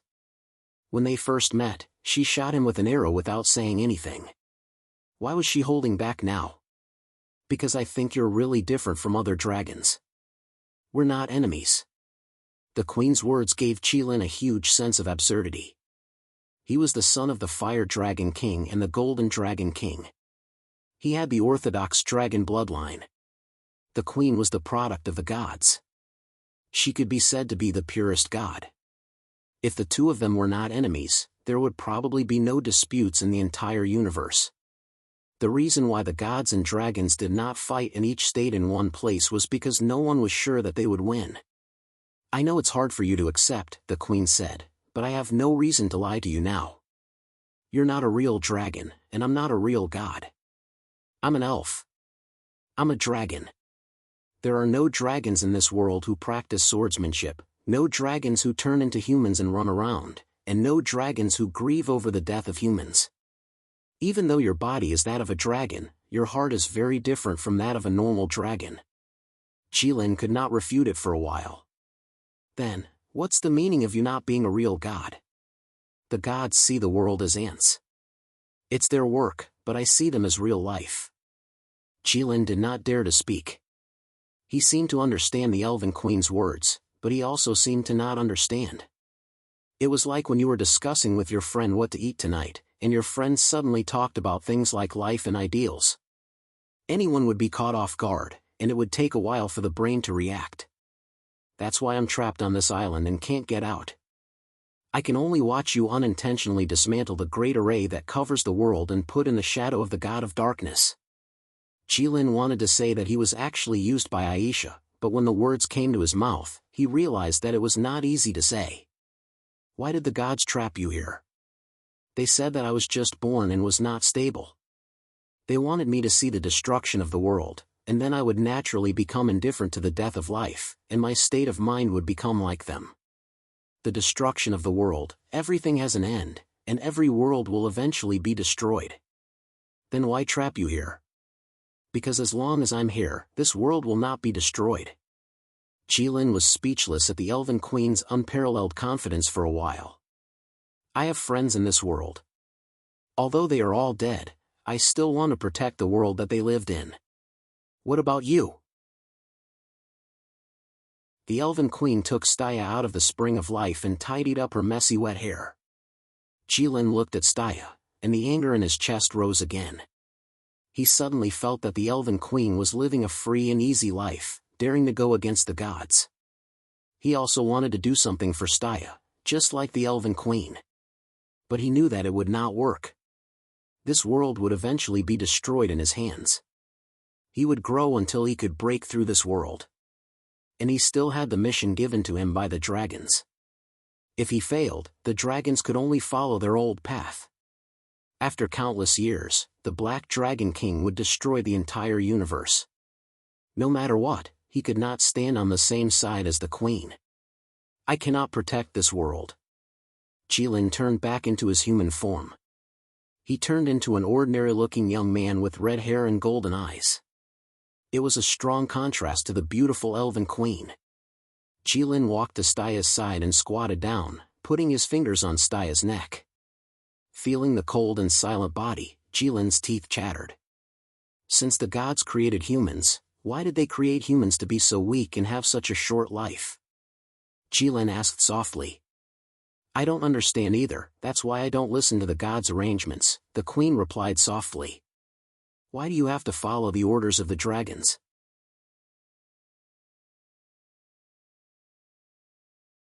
Chapter 399. Jilin blinked his eyes. The Elven Queen's words did not affect Jilin, nor did it explode in Jilin's heart like a thunderclap. Because Jilin could give the Elven Queen 100 perfect answers to this question. Why do I have to follow the Dragon Clan's wishes? Because Jilin is a dragon, and Jilin's parents are also dragons. Dragons are good, Jilin is good too. This is all nonsense. Because this is how it should be. Just like humans, some people may betray the Middle Empire and join the Simai Empire, and they may also betray the Simai Empire and join the Snow Wind Empire. However, no one will betray humans and join the orcs. Of course, special situations like the orcs holding a knife to a human's neck are exceptions. Jilin thinks that he is many times more advanced than humans. Even if there is something holding a knife to his neck, he can't betray the Dragon Clan. I only want to kill the Demon King, I want to burn all the humans to death. As for the rest, I don't care. Jilin was disturbed by the Elven Queen's words, so he decided not to think about her words anymore. He began to think about what he wants to do. I didn't expect your thoughts to be so tangled. The Elven Queen was surprised by Jilin's attitude. It seems that the Dragon Clan really entrusted you with an important task. Tell me, what did the Dragon Clan ask you to do? Jilin was stunned, thinking that this kind of thing can be casually told to you. The Dragon Clan asked me to save this universe. Jilin tried to make it sound as convincing as possible, as if he was obviously lying to you. But after the Elven Queen heard this, her eyes flashed and she began to ponder. So, the Dragon Clan has seen it with their own eyes. The Elven Queen's low voice made Jilin feel a chill. You? What do you mean? The Elven Queen looked at Jilin and smiled. It's the matter that the Black Dragon King will eventually burst the universe. Jilin held his breath, and countless scales appeared on his human hand. He couldn't hide his excitement. He had only just found out about this. How did the Elven Queen know about this? It was impossible for the Dragon Clan to spread the news everywhere. I know. Why are you so surprised? The Elven Queen said, this matter is not considered a secret among the Protoss. In fact, the Protoss had already expected this many years ago, even earlier than the dragons. How is that possible? Jilin said. Why not? The Elven Queen said, isn't there a saying among humans? The one who knows you best is usually your enemy, not yourself. Only your enemies would spend so much effort to research you day and night. The God race had long since memorized the Tao that the dragon race walked. They had even deduced it countless times. The God race has long known the end of the dragon race's path. The God race already knew? Jilin couldn't believe it. If the God race already knew, how could the Black Dragon King not know? If the Black Dragon King had known earlier, how could he have chosen this path? That's because we have different views. The Elven Queen said, every Tao has countless branches. The Dragon Clan reaching where they are today is only one of the many possibilities. The truth is locked in. As time passed, what was originally possible became inevitable. The Black Dragon King originally imagined that he would escape from this universe, just like how he broke out of hell. In the Black Dragon King's view, there were infinite universes in this world at the same time. This universe was only one of many universes. Outside this universe, there would be a higher world, containing the endless universe. However, the God race firmly believed that this universe was the highest world, and there was no other world besides it. Once the boundary wall of this universe was destroyed, it would cause the Great Destruction. In fact, it was the same thing. It was just that the Black Dragon King thought in a good direction, while the God race thought in the worst direction because of their standpoint. Unfortunately, the God race was right. What do you mean? What I mean is, since the God race already knew about this, they wouldn't have no countermeasures. Then, whether you follow the Dragon Clan's wishes or not, the universe will not be destroyed. Since that's the case, why don't you follow your own heart? In fact, you have long realized that even the humans, who are like ants in your eyes, are also precious lives, even if they disappear in the blink of an eye. On this point, you and I have the same view. Why don't we join forces? Together, we will rebel against the Dragon Clan, rebel against the God race, and let all the lives in this world live according to their own wishes. Truly, and freely for a lifetime. Instead of being manipulated by fate that they are completely unaware of. Jilin's mouth opened slightly because he was too surprised, but he didn't realize it. Now he truly understood why the Elven Queen was trapped here, and even set up with the God's Covenant. This woman was simply a traitor of the God race. She was in a small world. The gods couldn't enter and couldn't do anything to her, so they could only trap her. Then, what is the God race's countermeasure? Jilin asked in a low voice. It's me, the Queen said proudly. The Elven Queen said proudly, the solution to this problem is very simple. Just destroy the Black Dragon King before he breaks the universe. Wishful thinking. Jilin was furious. The Black Dragon King doesn't even need 2 hands to crush you to death. The Black Dragon King was the origin of the Dragon Clan, the object of worship of all dragons, the great dragon of dragons. Now that the Elven Queen said in front of him that she wanted to destroy the Black Dragon King, how could he not be angry? But compared to anger, Jilin was more disdain. The Black Dragon King's strength was above all dragons. The Dragon King's authority was bestowed by the Black Dragon King. It was easy for the Elven Queen to fight Jilin, but it wasn't enough to fight against the Dragon King. What more the Black Dragon King? I know that the Dragon Clan blindly worships the Black Dragon King. The Elven Queen's gaze towards Jilin suddenly became malicious, but in fact, the Dragon Clan and the Black Dragon King are not the same species. The Black Dragon King only looks like a dragon. Or rather, the original Dragon Clan was created by the Black Dragon King based on himself. Just like how God created humans based on his own appearance. God and humans may look like each other, but they are not the same thing. Just like the stone monkey in the story, do you think he can be considered a monkey? The Dragon Clan is made of flesh and blood. Other than the original Dragon Clan, the later ones were all born from their parents, so you guys are real living creatures. But the Black Dragon King is not. He is the first dragon born in hell. He is formed from all the negative energy of disaster, destruction, disease, malice, death, etc. He is not a living creature, he is born naturally, just like the stone monkey. I know what you said. I am more familiar with the birth of the Black Dragon King than you. It is in the Dragon Clan's bloodline inheritance. Why are you suddenly saying this? I am just reminding you, the Black Dragon King is not related to you by blood. You don't have to have such a big resistance when I want to kill him. Am I resisting? I think you are overestimating yourself. Jilin was shocked. He suddenly felt that the Elven Queen's brain was not working well.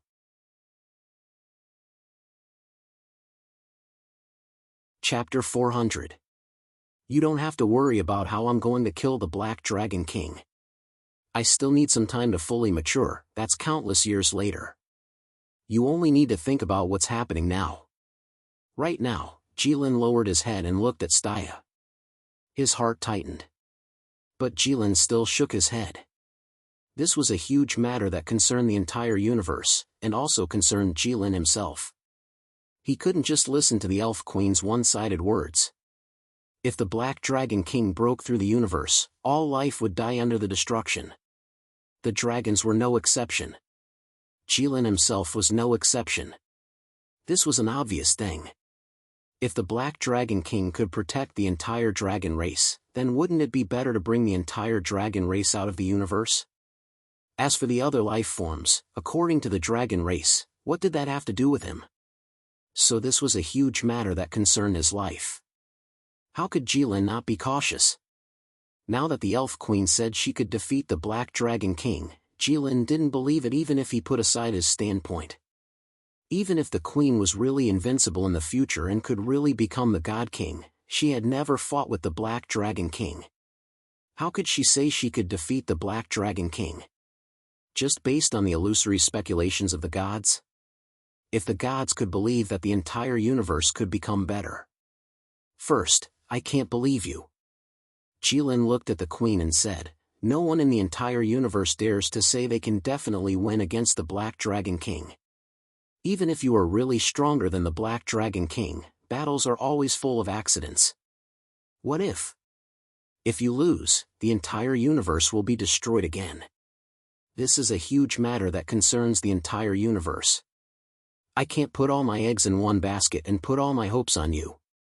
Second, if you really kill the Black Dragon King, who knows if the gods will let you kill the entire dragon race? There aren't many dragons anyway. If you really have the ability to defeat the Black Dragon King, it won't be difficult for you. I swear in the name of the elf race that what you said won't happen. Why not? Or rather, this is the most likely thing to happen. You kill the Black Dragon King, but there will be dragons that can reach the same height as him.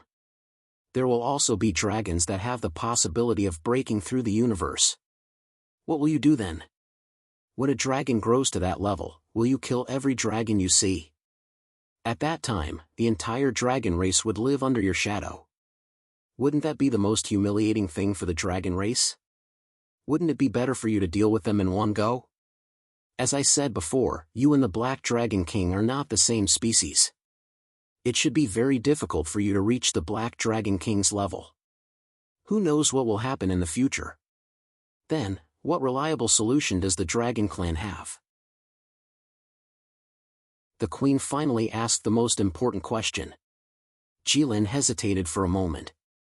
The Black Dragon King feels that your god race's Tao is quite stable. The Black Dragon King wants to replace him? He wants to be a god? He doesn't want to, but he has no choice.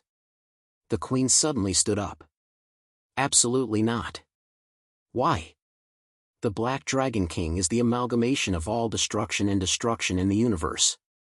If we let him rule the heaven realm, the entire universe will fall into an era even darker than the Chaos Era. Jilin sighed.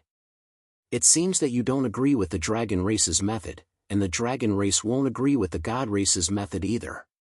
It seems that there's no need to continue this conversation. At least in a short period of time, neither of us can convince the other. Jilin picked up Staya and looked at the Queen. Can I go now? What are you going to do? Bury her first, then kill the Demon King. You don't have the ability to defeat the Demon King. Then do you want to help me with an arrow? It's been so long, you should be able to shoot another arrow, right? If I can't stop that guy, I'm afraid you don't have to protect this world anymore. It seems that we have the same idea in the short term. The Queen waved her hand, and a gap appeared in the barrier that covered the Elf Island. Jilin flew out of the gap with Staya in his arms. He didn't fly very fast because he wasn't ready to announce the death of the Holy Queen to the world. The Elf Queen looked at Jilin's flying figure and shook her head regretfully. Staya was someone she had high hopes for. She was righteous and pure, like the light. She had the holy sword and was the saintess of the light. She soaked in the spring of life and inherited the power of the first saintess and the hero. In time, she might become someone who could rival Jilin. This was a chess piece that the Queen had secretly arranged, a trump card that she had left behind. Unfortunately, she died too early. Speaking of which, there weren't many first saintesses like her. Before a single wrinkle could grow on their face, it was gone. Heroes like them always stood in front of everyone to face danger. They stood alone in front of the world and fought against the incoming storm. That was why they always died so easily and quickly. Sometimes, they couldn't get the understanding of the people they were protecting. Because they stood in front of everyone, and the people behind them couldn't see them at all. They couldn't see what they had done. They could only hear the people in front saying that someone had died and that he had been swallowed by the storm. The people behind them wouldn't think that he had died because of them. They would only think that this person was too careless. Why were you standing in front of them in such a heavy rain? Jilin came out of the Elf Island and flew directly to the Wind Moon City. Although the humans were heavily guarded, they couldn't stop Jilin at all. Until Jilin landed on the rooftop of the Wind Moon City with Staya in his arms. The soldiers who were in charge of sentry duty were shocked. The origin of this person who fell from the sky was unknown. How did he appear here? The surrounding soldiers rushed up with weapons and surrounded Jilin. Who is it? Don't move. Look. The one he's holding is. It's the Holy Queen. It's the Red Disaster. Among the soldiers, a soldier suddenly looked at Jilin and began to tremble violently. He couldn't hold the spear in his hand firmly. Bang! He fell to the ground. This was a soldier who had participated in the Battle of Snowfire and was lucky enough to see Jilin's human form with his own eyes. At that time, it was this ordinary-looking red-haired boy, wearing the same clothes, who stood on the moving city and fought 5 legends alone. It wasn't until he was sneak-attacked by the Sword Saint and his arm was cut off that he transformed into a megalosaurus. Why is the Red Disaster here? Wasn't he killed by the Holy Queen? I saw it with my own eyes. The soldier's head was in a daze.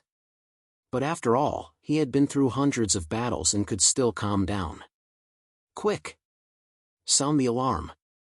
The soldier shouted, and at the same time, grabbed a young soldier beside him and said, "Go and inform His Majesty, the Red Disaster is here. Tell His Majesty, run." After the soldier finished speaking, he pushed his colleague away. He turned around and rushed toward Jilin without even picking up the spear at his feet. He knew that there was no difference whether he took the spear or not.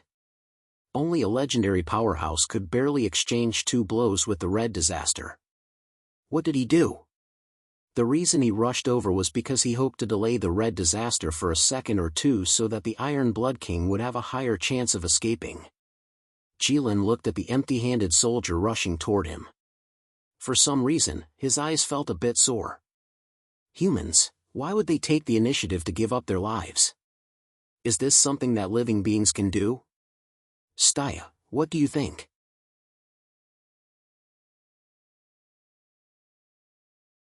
Chapter 401. Why would humans take the initiative to give up their lives?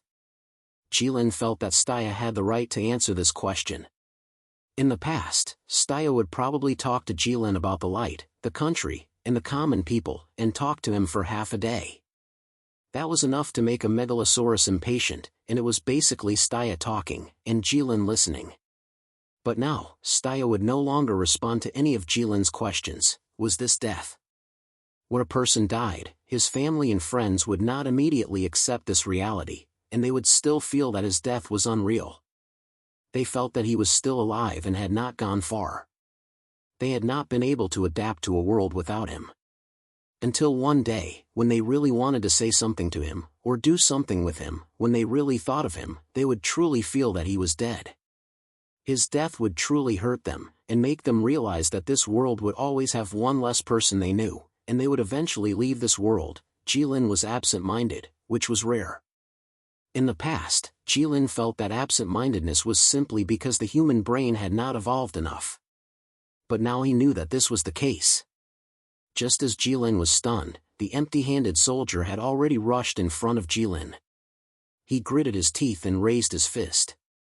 It looked like he wanted to punch Jilin's face, and he was about to succeed. If this scene could be frozen here, or painted by someone, it would be enough to make this soldier proud for the rest of his life. He could very well take out this painting and show it off to everyone in an exaggerated manner. People would show a look of amazement and applaud him. Because what he was doing now was what the king of fighters, Muzan, wanted to do, but Muzan's fist had never been as close to Jilin's face as he was now. The soldier did not expect that he would be able to rush so close to the Red Disaster, and he regretted that he did not bring a spear. If he had that spear in his hand, he would have been able to stab the Red Disaster. The soldier was suddenly excited because this was the Red Disaster. He was about to meet him. The soldier's head began to heat up, and his body began to tremble slightly. Previously, it was because of fear, but now, it was because of excitement. His blood began to boil in his veins. He had never felt that the Snow Wind Empire was so warm. He felt that the thick cotton-padded clothes on his body were somewhat redundant. He even started to sweat, until Jilin suddenly glanced at him. Jilin didn't even move his head. He just rolled his eyes and glanced at him. The soldier suddenly realized that he couldn't move. He couldn't even control a single finger. The soldier's hot body suddenly turned cold, freezing him to the bone. He was like a person who was running in thin clothes on a winter day. He was sweating profusely, and there were even ice beads on his hair. His whole body was emitting white steam. In the end, just as he stopped to catch his breath, a basin of ice water was suddenly poured over his head. The fact that the soldiers didn't pass out was already a sign that they were physically and mentally strong. When Jilin's golden eyes lit up slightly, none of the humans on the rooftop could still stand. The majestic dragon might permeated the sky above Snow City, so thick that it was almost tangible. It pressed down on everyone's shoulders and heads. The soldiers couldn't resist the weight and could only crawl on the ground helplessly. "Get up." Jilin looked at the soldier at his feet. The empty-handed soldier suddenly felt that his body was light, as if a mountain had suddenly been removed from his body. He was now extremely close to Jilin. He could see Jilin's toes if he raised his eyelids a little. But he didn't dare to move. What was pressing on his heart was more than just Jilin's dragon might. "Get up." It wasn't until Jilin said it again that the empty-handed soldier slowly stood up. "Do you know me?" Jilin looked at the ordinary human in front of him and didn't know when he had seen him. I have seen you before." The soldier's words stuttered. He had the courage to charge into the red disaster empty-handed and sacrifice his life, but he was not prepared to talk to Jilin. "Do you want to die?" Jilin said. The soldier stuttered for a long time and didn't say a word, but even Jilin could see from his expression that he didn't want to die. "Since you don't want to die, why did you still rush up? Do you think you can defeat me?" This was a rare joke from Jilin. But the soldier couldn't tell, he just felt that he was going to die soon. "Okay." Jilin nodded to him and said in a kind tone, "You are very similar to her. What's your name?" "What?" The soldier was so surprised that he didn't react for a while. Was he being asked for his name by the red disaster? The soldier didn't know why, but he suddenly felt an inexplicable sense of honor, as if he was enveloped in light at this moment, bathing his whole body in glory. It was as if he had completed a great feat and was admired by tens of thousands of people. The soldier felt that even if he had really died at the hands of the red disaster for the Empire, the honor he received would definitely not be comparable to what he had just received. In fact, this was the first time that Jilin had taken the initiative to ask for a human's name. But the human didn't answer him for a long time. The reason why Jilin treated this human differently was because Jilin felt that he was very similar to Staya, who had just died not long ago. Even if in the eyes of the world, the two of them had no similarities. One was the Holy Queen at the peak of humanity, the other was an unknown ordinary soldier. One was peerless and radiant, the other was ordinary and blended into the crowd.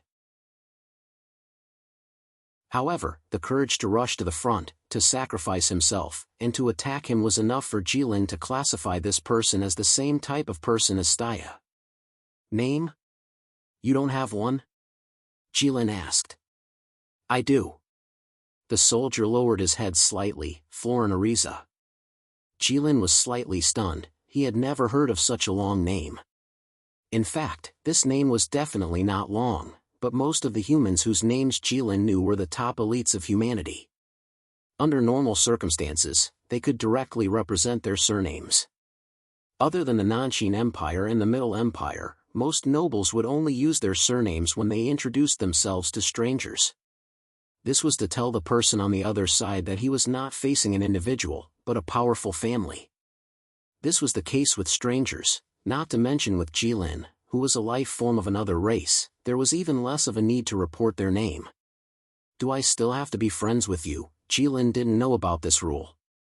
Because the three people around him were very special, Staya couldn't represent the royal family at the time, plus she was the Holy Maiden of Light, she couldn't only represent the royal family, so Staya usually just reported her name.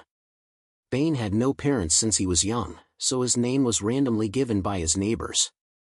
He was called Bane, and didn't have a proper surname.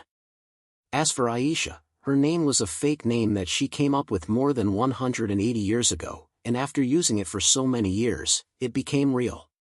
Even the Pope didn't know what Aisha's real name was. But it wasn't important to the two of them. Jilin nodded. "Okay, I'll remember it." The soldier swallowed, he was flattered, and his eyes were full of thoughts. "What did I do to deserve this? Now I need you to do me a favor, help me call the third prince here."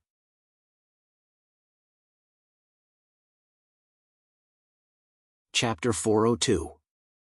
Ariza heard Jilin's words clearly, but he did not move, even though he could move freely now. Because Ariza could not understand the logic behind Jilin's actions. Why did he ask him to look for the human emperor in such an amiable tone? His tone was so natural, as if they had known each other for many years, and he was only asking him to do a trivial thing. Could it be that in the mind of the Red Disaster, as long as he knew his name, he would be considered one of his people? Could it be that after saying a few words to him, he would become his companion? No, that couldn't be. No matter what, Ariza was still a soldier of the Snow Wind Empire. He could still grasp things like his position. Forgive me for refusing.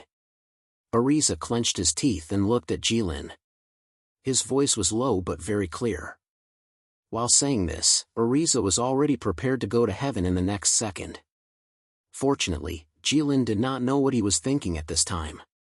Otherwise, based on the knowledge he learned from Staya about the Church of Light, coupled with his poisonous tongue influenced by Aisha, he would directly tell Ariza that he had already lost the right to go to heaven. Okay then, Jilin said, I didn't want to scare you. Ariza did not expect Jilin's answer to be like this. He looked at Jilin with a shocked expression, as if he had seen a wild wolf eating meat with its head buried in the grass. Ariza had seen Jilin's peerless ferocity before. At that time, Jilin could kill gods and Buddhas in his way. He could slaughter millions of people without a single ripple in his heart. He just did not know what kind of changes had happened in the past 2 years. This dragon's personality had actually changed. Had he become so easy to talk to? But in any case, he felt that he had saved his life. All of a sudden, Ariza's eyes were filled with fear. Jilin's eyes were glowing faintly in his widened eyes. Ariza did not know what Jilin wanted to do, but every movement of the Red Disaster was enough to scare him. This was enough reason for the entire human race to be terrified. Jilin was gathering the elements. He wanted to stimulate the defense system of the mobile city and let the defense system of the city operate on its own. This way, the third prince would naturally come to him. However, the first person Jilin waited for was not the third prince, but Bane. This result surprised Jilin. It took him a full 3 seconds to react. The people who came first, whether it was the third young master or Aisha, were easy to deal with. But Bane, he shouldn't have such keen insight. Jilin did not understand why Bane was the first to arrive. It was because he was weak, and he was deliberately restraining himself. Bane shouldn't have realized that he was back so quickly. Jilin's wrong judgment this time was because he neglected the biggest factor that he loved to neglect. Human emotions. Human beings are emotional creatures. Most of the time, humans' actions are unreasonable because they follow their emotions. Once humans succumb to their emotions, they become unreasonable. Between rationality and emotions, humans can only choose one. Just like the Sword Saint, Gai Mengyue. The Sword Saint had always been observant, and his sword heart was clear. Logically speaking, there should be nothing in this world that he could not see through and understand. However, the Sword Saint would also act irrationally. The Sword Saint's sister, Gai Menjing, died not long after marrying into the imperial palace. The Sword Saint insisted that his sister was killed by Li Zheng. He guarded the flowing light sword at the entrance of the imperial palace for several decades, making Li Zheng not dare to leave the imperial palace for several decades. No matter what ironclad evidence the Middle Empire presented, the Sword Saint did not even look at it. In fact, did the Sword Saint not know that no one in the Middle Empire dared to harm his sister? He just did not want to know. This kind of contradictory and unreasonable behavior was Jilin's biggest doubt about human beings. So he did not know why Bane was the first to appear here. In fact, the reason was very simple. Because Bane was the first to see it. Bane was the first to see Jilin's figure descending from the sky. Since Jilin flew to the Elf Island with Staya and Bane returned to the snow-blowing city, he had been looking up at the eastern sky.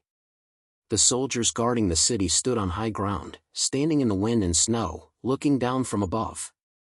They would not be on guard against the enemy descending from the sky, and their eyes would not be on the sky. But Bane was different. He knew that Jilin would fly back from the eastern skies sooner or later with exciting news. Because ever since he met Jilin, Jilin had never disappointed Bane. So he had been staring at the eastern sky, his eyes unblinking. So he was the first to see Jilin. Seeing the humanoid figure descending from the sky, Bane was very excited. He was full of joy and could not wait to fly to the highest rooftop of the Wind Moon City. He wanted to hear the news he wanted to hear from Jilin's mouth. He thought it was natural for him to hear the news.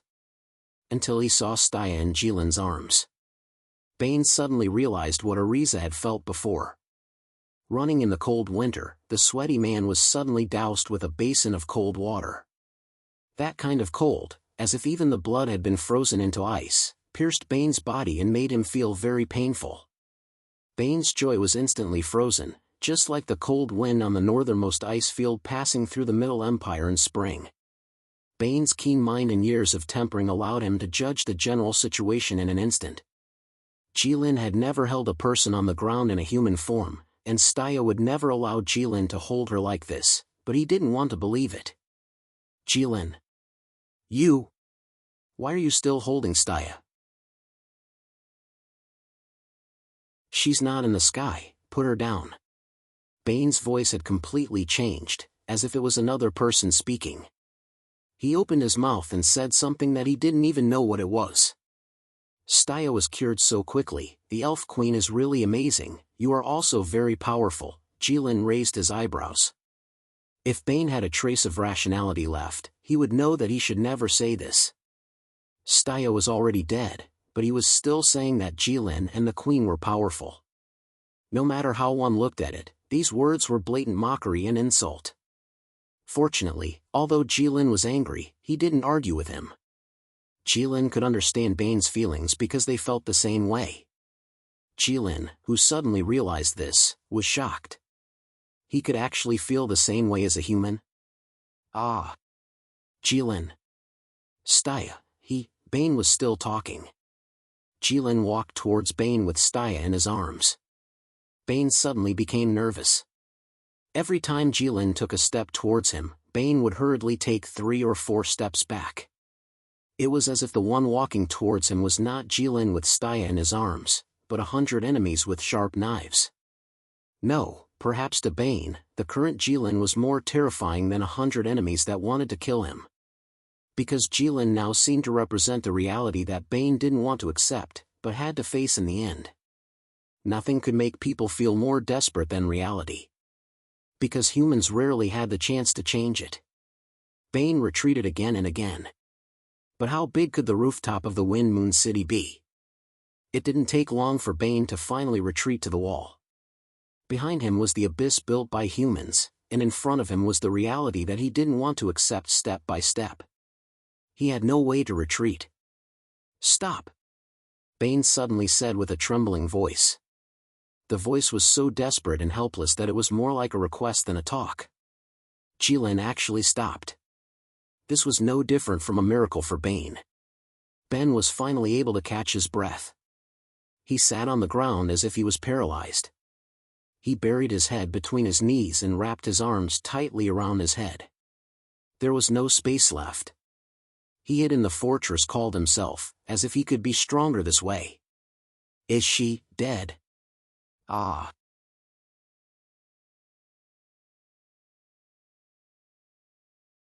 Chapter 403. Jilin's casual ah sounded. Bane's curled-up body shook. Bane didn't say anything, because he didn't know what to say, and also because he didn't want to say anything. This could be said to be an unforeseen accident. Although it was a bit awkward to say it, it was exactly this kind of awkwardness that was very human. This kind of awkwardness appeared because of the emotional way humans thought. Staya fought the Demon King alone. The difference in strength was huge. Others didn't know, but Bane should know it. Bane knew that the Demon King and Jilin fought to a draw. In fact, it was natural for Staya to be killed by the Demon King. It was natural for Bane to be stabbed to death by the Sword Saint. But thoughts like Staya will really die never appeared in Bane's mind for even a second. Because in Bane's mind, Staya would never die. How could she die? She was caught by Jilin, but she didn't die. She was so good, so bright, so dazzling. She was simply the most devout and perfect believer of the God of Light. If she died like this, would there be any justice in this world? Would the God of Light still be trustworthy? Bane's body trembled.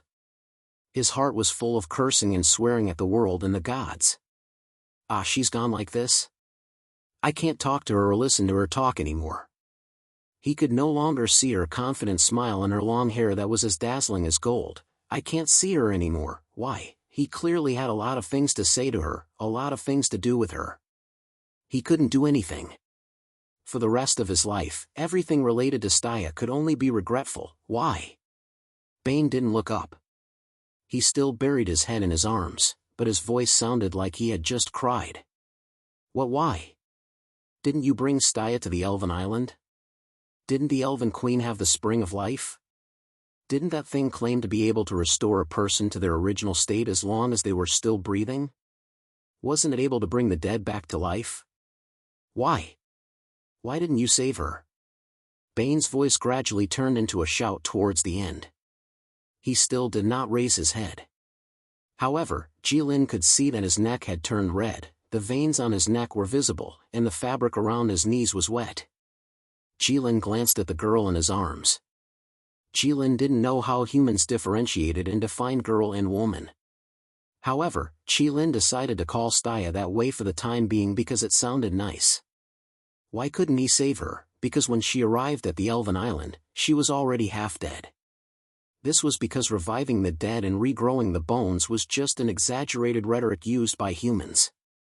According to the humans, the Holy Grimoire of Light could also save Staya, but in reality, it didn't. This was because the Demon King's ice was very troublesome for humans. Even the Elf Queen was helpless against it. Jilin could easily give many answers to Bane's questions. But Jilin didn't say anything because he already understood. Some questions didn't need an answer at all. They only needed to be asked. Jilin also wanted to ask Bane's questions about this world. Why did people die so easily, as if they didn't leave any traces in this world? But when he thought of those humans who died under his dragon flames, Jilin swallowed this question.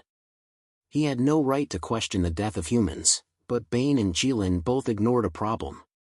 Believing that a person wouldn't die was the most unreasonable and willful thing in the world. The rest was not worth mentioning. Jilin didn't want to answer Bane's question, so he remained silent. But he couldn't keep silent. I know it's hard for you to accept this reality, Jilin looked at Bane and said, but since it's reality, you have to accept it sooner or later. There's no other way. Bane finally raised his head and looked at Jilin. He was surprised that a dragon would say something so powerless and helpless. He was like a middle-aged man whose life wasn't going well. He couldn't resist the pressure of life and had nowhere to run. He could only convince himself to accept it. Bane suddenly sneered in his mind. He suddenly felt that reality was really awesome. It could really force people to do anything. It can even force shit into your mouth when needed. And you only had two choices, either chew it or swallow it.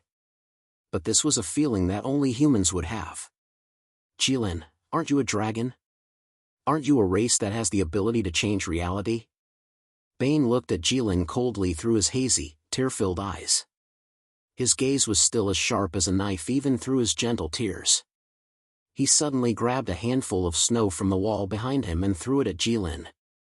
The force and strength of the throw made it seem like he wasn't throwing snow, but a hidden weapon to take the head of his father's murderer. He threw it accurately. The snowball hit Jilin's shoulder. Even though it scattered, it didn't splash Staya at all. It's all your fault. Why are you pretending to be innocent and sad? Aren't these things within your expectations? You already knew that Staya would die. You even carved a tombstone for her. Bane said, if you went to find Staya earlier instead of playing with that stone, she wouldn't have had the chance to fight the Demon King. Anyone who heard Bane's words would feel that it was too much. Jilin also tried his best to keep Staya alive, but he was too late. Jilin wasn't responsible for Staya's death. When a person dies, you have to blame the person who killed them, not the person next to you why you didn't save them. But only Jilin didn't think so. He thought Bane was right. All of this was the result of his indulgence and hesitation. For him, he did have many opportunities to save Staya. But due to various reasons, he didn't do that. You're right. Staya's death was partly due to my acquiescence. But I don't think I was wrong. I just respected Staya's choice as an intelligent creature. She chose to die, and I think it was a great choice. Humans, no, any creature doesn't have the ability to choose to live. Even though they don't have the freedom to live, they can choose to die freely. But there are very few creatures who make this great choice. Most of the creatures died passively, including me. Our death is as unfree as our life. However, Staya chose to die voluntarily and freely. I thought that this was a choice that surpassed my own. What right do I have to stop her? I can only respect her, watch her leave, and vent my dissatisfaction on the world without her. You should respect Staya's great choice. Jilin looked at Bane and said seriously. His eyes seemed to be trying to convey something. Bane didn't feel anything. He just thought it was ridiculous. From the bottom of his heart, he felt that the Red Dragon sect that believed in Jilin was a King evil cult. Bane, who once believed in the God of Light, had this simple conclusion about the problem of faith. What was the difference between an evil cult and an orthodox religion like the Church of Light? Orthodox faiths forbid their believers from committing suicide in their doctrines. Whether it was an evil cult or an orthodox religion, they all described the world after death as beautiful. People with real faith believed in the world described in their faith. So when they were having a hard time in life, they would inevitably want to see God or other gods to obtain salvation and eternal bliss and happiness. Compared to the world described in religion, life now was terrible. So to prevent believers from being impulsive, all orthodox religions would prohibit believers from committing suicide in their teachings. They claimed that believers who committed suicide would not only not obtain bliss, but would also suffer for eternity. But evil cults never cared about this. So people in evil cults were crazy and not afraid of death. Because they were not afraid of death, and they even wanted to die earlier. In Bane's opinion, this was the biggest difference between orthodox religions and evil cults. Now that Jilin advocated suicide so much, the Red Dragon sect was undoubtedly an evil cult. A god of an evil cult like you, don't touch Staya with your hands. Put her down. Jilin shrugged. Then you have to tell me where the coffin she brought is.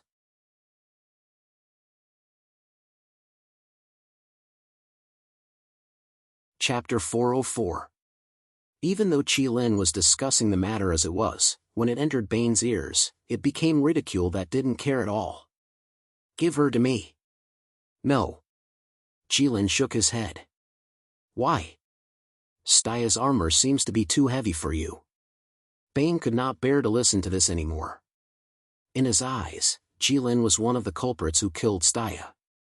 Bane flipped over and stood up, bringing up a large amount of snow. He lowered his center of gravity and rushed towards Jilin, like an arrow sticking close to the ground. Bang! Jilin casually lifted his foot, and Bane sat back down. Cough, cough, cough. Bane leaned against the wall. He felt a sharp pain in his back. He felt like his internal organs had shifted. Why didn't you kick me to death? Bane stared at Jilin fiercely. For you, it would take a lot of energy to not kick me to death, right? Didn't you think that I wouldn't kick you to death, that's why you rushed towards me? Jilin said calmly. Bane was silent, because Jilin's words hit the nail on the head, making people tremble with fear. Just as Jilin said, even if Bane was furious and hysterical, he still felt that Jilin would not kill him. That was why he dared to follow his impulse and rush towards Jilin. Don't waste any more time, put Staya in the coffin first. Then you will have time to slowly accept this reality. Now, tell me, where's the coffin? How would I know? Bane panicked. I just got here. Why would I want to know where it is? Am I looking forward to Staya's death? Is that so? Jilin said. Bane paused. He did not understand what this sentence meant. Before he could react, he heard Jilin continue, "Then who knows?" "I know," the gentle voice made both Jilin and Bane pause. The two people looked at each other. There seemed to be something between the two of them that did not need to be said. Bane seemed to have forgotten that Jilin had just kicked him. Jilin also suddenly forgot about Bane's unreasonable abuse. "Is that so? Where is it?" Jilin turned around and looked at the third prince, who was wearing a golden dragon robe, and asked with a smile. The third young master's yellow robe was still dazzling under the Snow Wind Empire's not-so-strong sunlight. The golden light was so dazzling that it was dazzling. Anyone who saw this scene would praise him from the bottom of their heart. He is indeed the emperor of the human race. "Where is the coffin?" "It's in the Wind Moon City." "You're taking me there?" "Of course, Brother Long, please." The third prince gestured with his hand. Jilin nodded and followed behind the third young master as they walked towards the interior of Wind Moon City. Tap, tap, tap. A clear sound of footsteps echoed in the Wind Moon City's inner passageway. It was the sound of the third prince's footsteps. The golden boots and the yellow robe made a crisp sound against the black stone floor. And behind the third prince, there were two people, Bane and Jilin. Bane was originally a thief. Wearing special soft-soled shoes that could hide the sound of his footsteps was simply a habit engraved in Bane's bones. Only now did Bane and the third prince discover that Jilin's footsteps were also silent. This passageway in the Wind Moon City was very long. The entire passageway was built with black stones. On both sides of the passageway, there was a lamp every 15 steps to illuminate the passageway. There was not a single person in the long passageway, making the passageway look hidden and gloomy. This building was very much in the style of the Snow Wind Empire. The path that the third prince was taking with Jilin was the only path in the Snow Wind Empire that could lead to the Wind Moon City's rooftop. It had a very important position in the culture of the Snow Wind Empire. Although there was no need to guard it on normal days, it was certainly not as empty as it was now. This was because the third prince knew that Jilin wanted to take this path, so he urgently discussed with the Iron Blood King to clear this path. "Brother Long, it's really been a long time," the third prince suddenly said as he walked. He didn't know if it was because of the dead silence in the passageway. Jilin ignored him. The last time he saw the third prince was 2 years ago, when the third prince led the humans to fight him. 2 years was not a long time for him or the third prince. In other words, they had just finished fighting. "Actually, I always felt that, Brother Long, you didn't die," the third prince said again. Jilin still didn't pay any attention to him because this was nonsense. Although Jilin agreed to Staya's proposal 2 years ago in order to get things done once and for all. But Jilin never thought that he could deceive the third prince. The third prince saw that Jilin was still ignoring him and finally sighed and gave up the idea of livening up the atmosphere. The third prince led Bane and Jilin through the passageways of the Wind Moon City and walked for a long distance. It was hard to understand how an emperor of the Middle Empire could be so familiar with the secret passageways of the Snow Wind Empire. Finally, under a suffocating and oppressive atmosphere, the third prince finally led Jilin to a huge stone room. The stone room was 400 to 500 meters in size and was circular in shape. There was almost nothing inside. There was only a thick and heavy white stone coffin placed in the center. On the dome of the room, there were a few white lights that sprinkled a gentle and quiet white light on this huge stone room, just like the gentle moon. The scene in front of him made Jilin's heart tighten. He suddenly thought of a human term that was both sacred and evil. It was a group activity unique to humans. Sacrifice.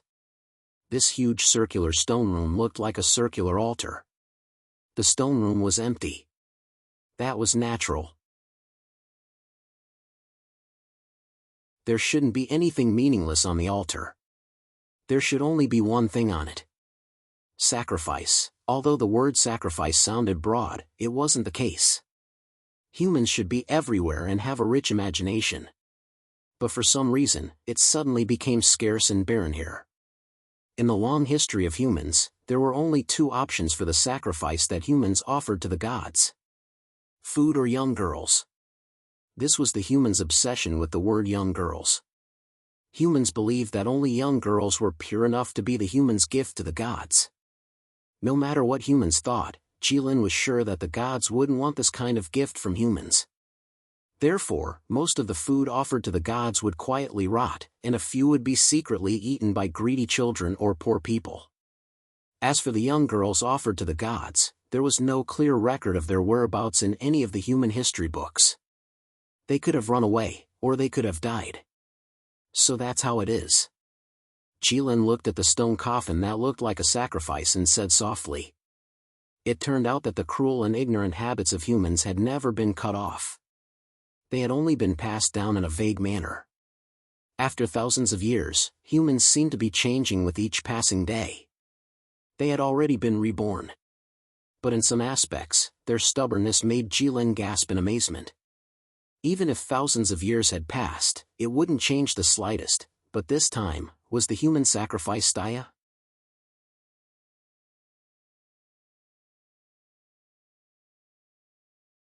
Chapter 405.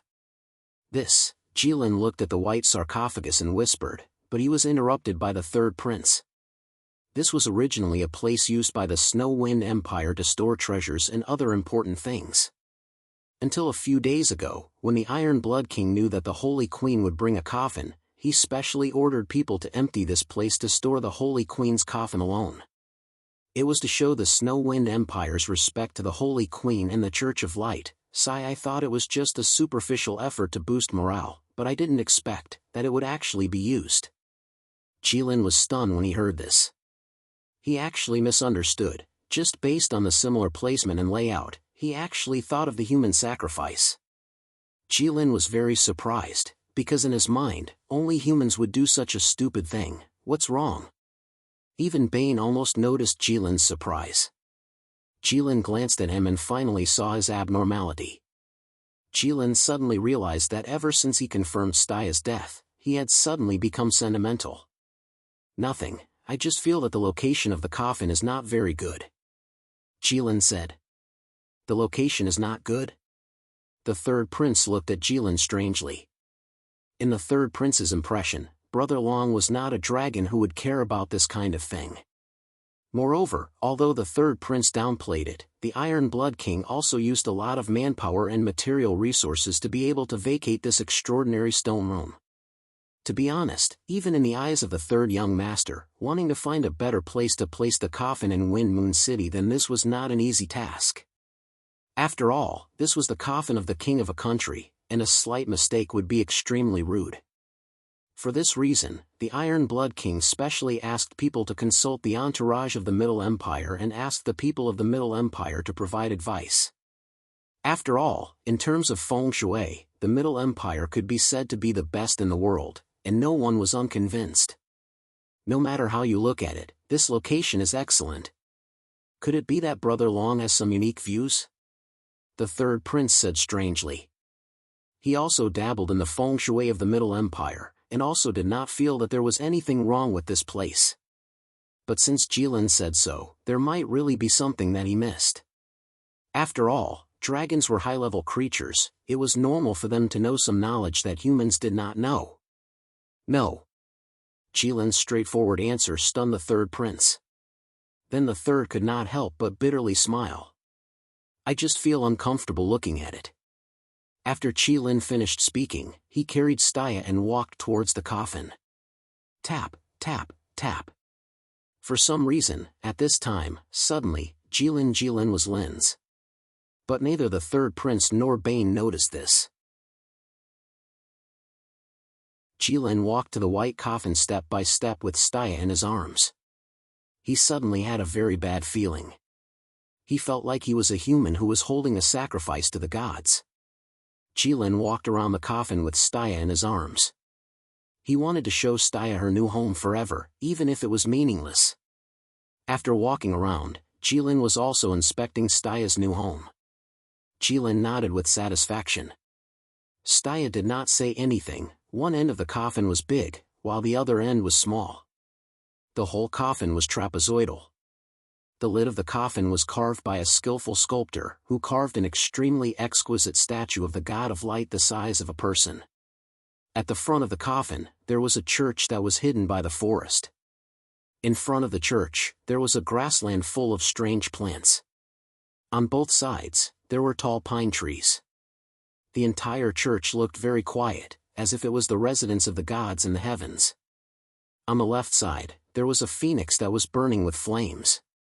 She was extremely huge, and there were countless birds and beasts running under her wings. On the right side, there were trees, mountains, and rivers. It looked like a landscape painting. Only the back of the coffin was empty. Jilin gently kicked open the coffin. Boom! The heavy stone slab that was almost 2 fists thick slid to the ground and made a loud noise. It should have been something that 4 or 5 people could barely move with the help of tools. Of course, the heavy stone slab and the light wooden planks did not make much difference to Jilin. Jilin gently put Staya into the coffin. He simply adjusted her posture and let Staya's hands cross over her lower abdomen. Staya, who had just soaked in the spring of life, was still glowing. She looked no different from when she was alive. Jilin nodded with satisfaction. Then, he picked up the coffin lid with one hand and meticulously closed it. Bane looked at Jilin's actions. He wanted to say something but stopped. Because according to the rules of the Saimai Empire, closing the coffin for the saintess required a grand occasion. There needed to be 9 bishops standing around and praying together. But Bane thought about it and did not say anything in the end. Jilin gently pushed the coffin lid. The coffin that weighed a few thousand pounds was pushed, but the coffin lid and the coffin were still tightly closed. Jilin confirmed that the lid was closed. He lifted the coffin on one of his shoulders and walked out step by step. Ka, ka, ka. The heavy coffin pressed down on Jilin's shoulders. This weight was nothing to Jilin. But the stone ground that the Snow Wind Empire had painstakingly built could not bear it. With every step Jilin took, he would leave a deep and clear footprint behind him. Hiss!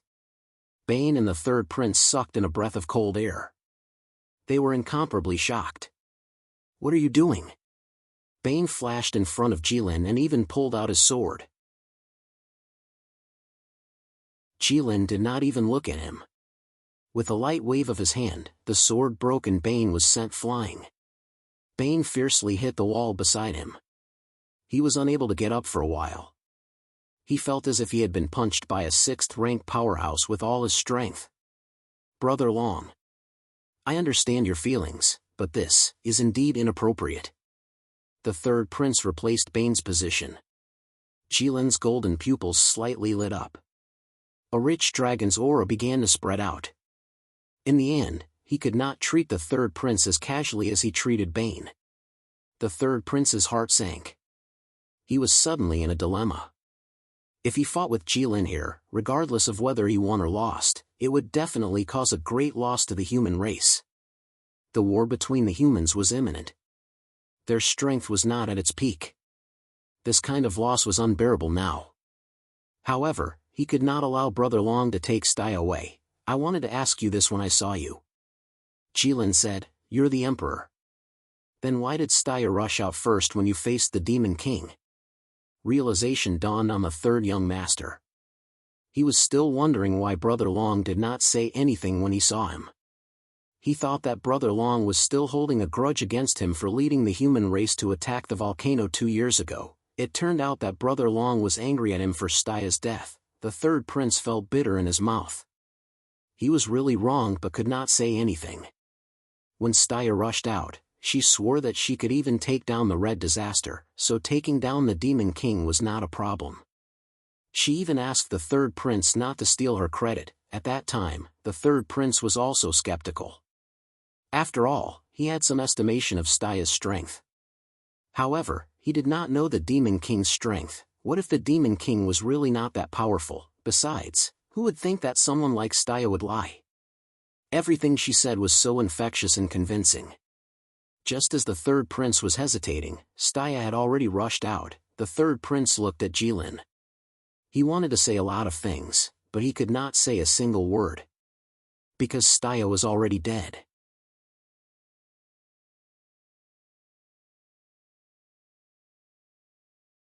Chapter 406. The third prince suddenly realized that a person's death could make so many things lose their meaning in an instant. Brother Long, where do you want to take Staya? The third prince asked bitterly. It's none of your business. Jilin obviously didn't want to tell him. The Saintess of Light should be respected by thousands of people after her death, and she should also be worshipped after her death. You can't find a place where no one can find her and bury her. Those things don't mean anything to the dead. Jilin's tone suddenly became extremely cold. What the living should give to the dead is respect and tranquility. Instead of countless living people surrounding her tombstone and sighing. If you insist on doing this, then just set up a tall monument for her in a crowded place. There's no need to use Staya's body. This will make it easier for more people to worship her, right? Brother Long, you don't trust us? The third prince hesitated and said, I've read a lot of books. I know that the dead should be respected. Of course. Jilin nodded. Of course, he knew that the third prince had read a lot of books, but that didn't mean anything. From the history of you humans, most of the scum that can really bring disaster to the country and the people were also well educated. Having read a lot of books didn't mean that one's character was good. On the contrary, the words that scholars use to describe farmers are often simple, kind, and so on. The third prince was speechless because he suddenly felt that what Jilin said made a lot of sense. Among the greedy rebels of the Middle Empire, which one of them wasn't well educated? Of course, if they weren't well educated, they wouldn't have done such a big thing.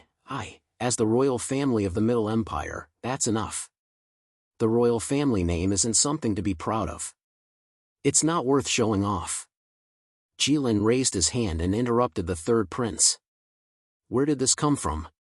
The third prince was at a loss. The change of power and the change of dynasties are all accomplished through military force. The establishment of an empire is often equivalent to replacing the previous one. The Middle Empire should be the same, right? Third young master nodded. It was indeed so. Although the third prince was extremely rebellious when he was young, he was still very familiar with the history of his family. In other words, there was no one in the Middle Empire who wasn't familiar with his family's history. Regarding the history of the Li family, the Li family's own saying was that, they were born with the times and became heroes by nature. They shouldered the great responsibility of saving the people from calamity, no matter what. Maybe you think you're righteous from the bottom of your hearts. But to the previous empire, you are traitors. Jilin said, since countless years ago, all the emperors in this world have the bloodline of the rebels. What true son of heaven? They're all traitors. What's there to show off? The third prince looked at Jilin. His face was flushed red, turning into the color of pig liver. Since young, the third prince had never heard such words. Even he himself didn't like the Li family. He felt that the palace was full of disputes, and even Chun Fenglu was several times cleaner than it. But really, no one had ever said such things about the Li family's bloodline. Moreover, it was said so harshly. If the people of the Middle Empire said such things and it fell into the ears of those in power, it would be a crime for them to be beheaded at the very least.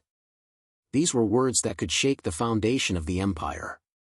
The third prince reckoned that if someone wanted to rebel or something, they would definitely use Jilin's words as a gimmick. In the time it took to say a few words, Jilin had already carried the sarcophagus and walked in front of the third prince. The third prince stubbornly looked at Jilin and stared at him. He had nothing else to say. He could only stiffly block in front of him. The golden light in Jilin's eyes shone brightly. He stepped back and punched. A surge of dragon might mixed with endless domineering aura suddenly surged. It was as if the calm sea had suddenly become stormy. The third prince narrowed his eyes with a heavy expression. He didn't dare to be careless. It was obvious that it was Muzin's Emperor's fist. It was estimated that after the death of King of Fighters Muzin, only Jilin could use the Emperor's fist with such a pure fist intent. It was really ironic. The third prince condensed the power of the human emperor and condensed it into a whirlpool in front of him that kept spinning. He wanted to use this to dissolve Jilin's unparalleled fist force. As soon as Jilin's fist entered the whirlpool, he felt that his fist force was constantly entangled and consumed, reducing layer by layer. This punch was actually taken by the third prince. 2 years had passed. The third prince's use of the power of the human emperor had obviously reached a higher level. But this was also within Jilin's expectations. So, Jilin didn't just use one punch. Jilin used the fist technique that the king of fighters Muzin was proud of. The mountain quaking fist. The name sounded impressive, but it was actually a series of punches. However, every time the king of fighters punched, his fist intent and aura would increase greatly. According to the king of fighters' thoughts, this set of fist techniques could really flatten mountains in the end. But unfortunately, the king of fighters' opponents wouldn't let him punch so many times without his fist intent continuing. They would usually dodge and interrupt the king of fighters' fist intent.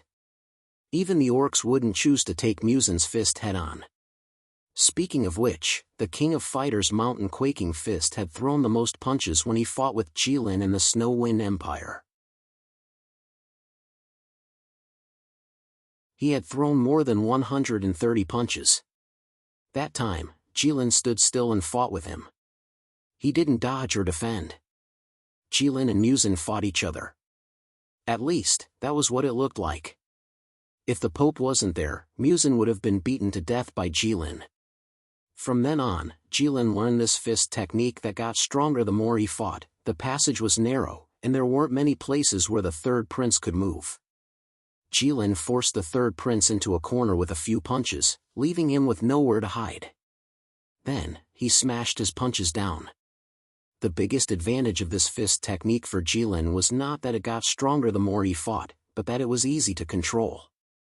The power of his punches gradually increased.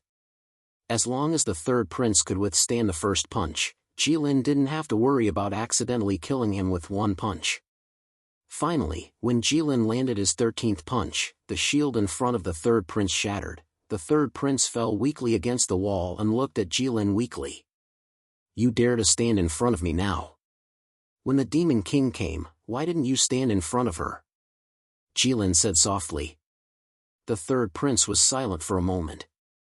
"Because I hesitated." "Why?" "I'm now the strongest person of the human race. I'm the human emperor.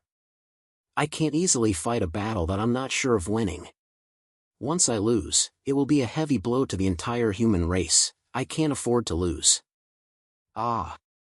Jilin looked at the third prince, and the light in his eyes seemed to contain a different meaning. How could this be the words of the third prince? What kind of person was he when he was in Spring Breeze restaurant? At that time, the third prince stood elegantly in front of the carved window of Spring Breeze restaurant with wine in his hand. His lazy eyes seemed to be looking at the young and beautiful women on the street, but in fact, he was only looking at the one in the cloth store. At that time, even Jilin thought that he was really a fine young master, a lotus flower that grew out of a pool of mud. Back then, the third young master had lived such a carefree and unrestrained life. He had been so self-centered. If he had heard what he said today, he would have snorted disdainfully. "You've really changed. You've become a completely different person." "Yes." The third prince didn't deny it. "Now I know that the greatest ability of the emperor is not to command the world, but to change the person above it. So, most of the emperors of the past are similar. Do you regret it?" "Not bad, not really." "What about your ambition at that time?" "I still remember it. It's just that the empire has fought too many wars these years. I didn't have the time."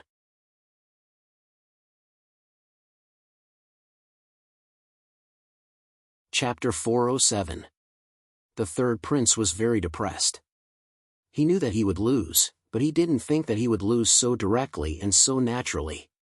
He had almost no chance to fight back. This time, he lost faster than before when he fought with Jilin. The third prince thought that he was stronger than 2 years ago, but why? Could it be that Brother Long will also become stronger? Many things change as you do them. I thought that you would be an exception, But clearly, you are not. Jilin looked at the third prince and said.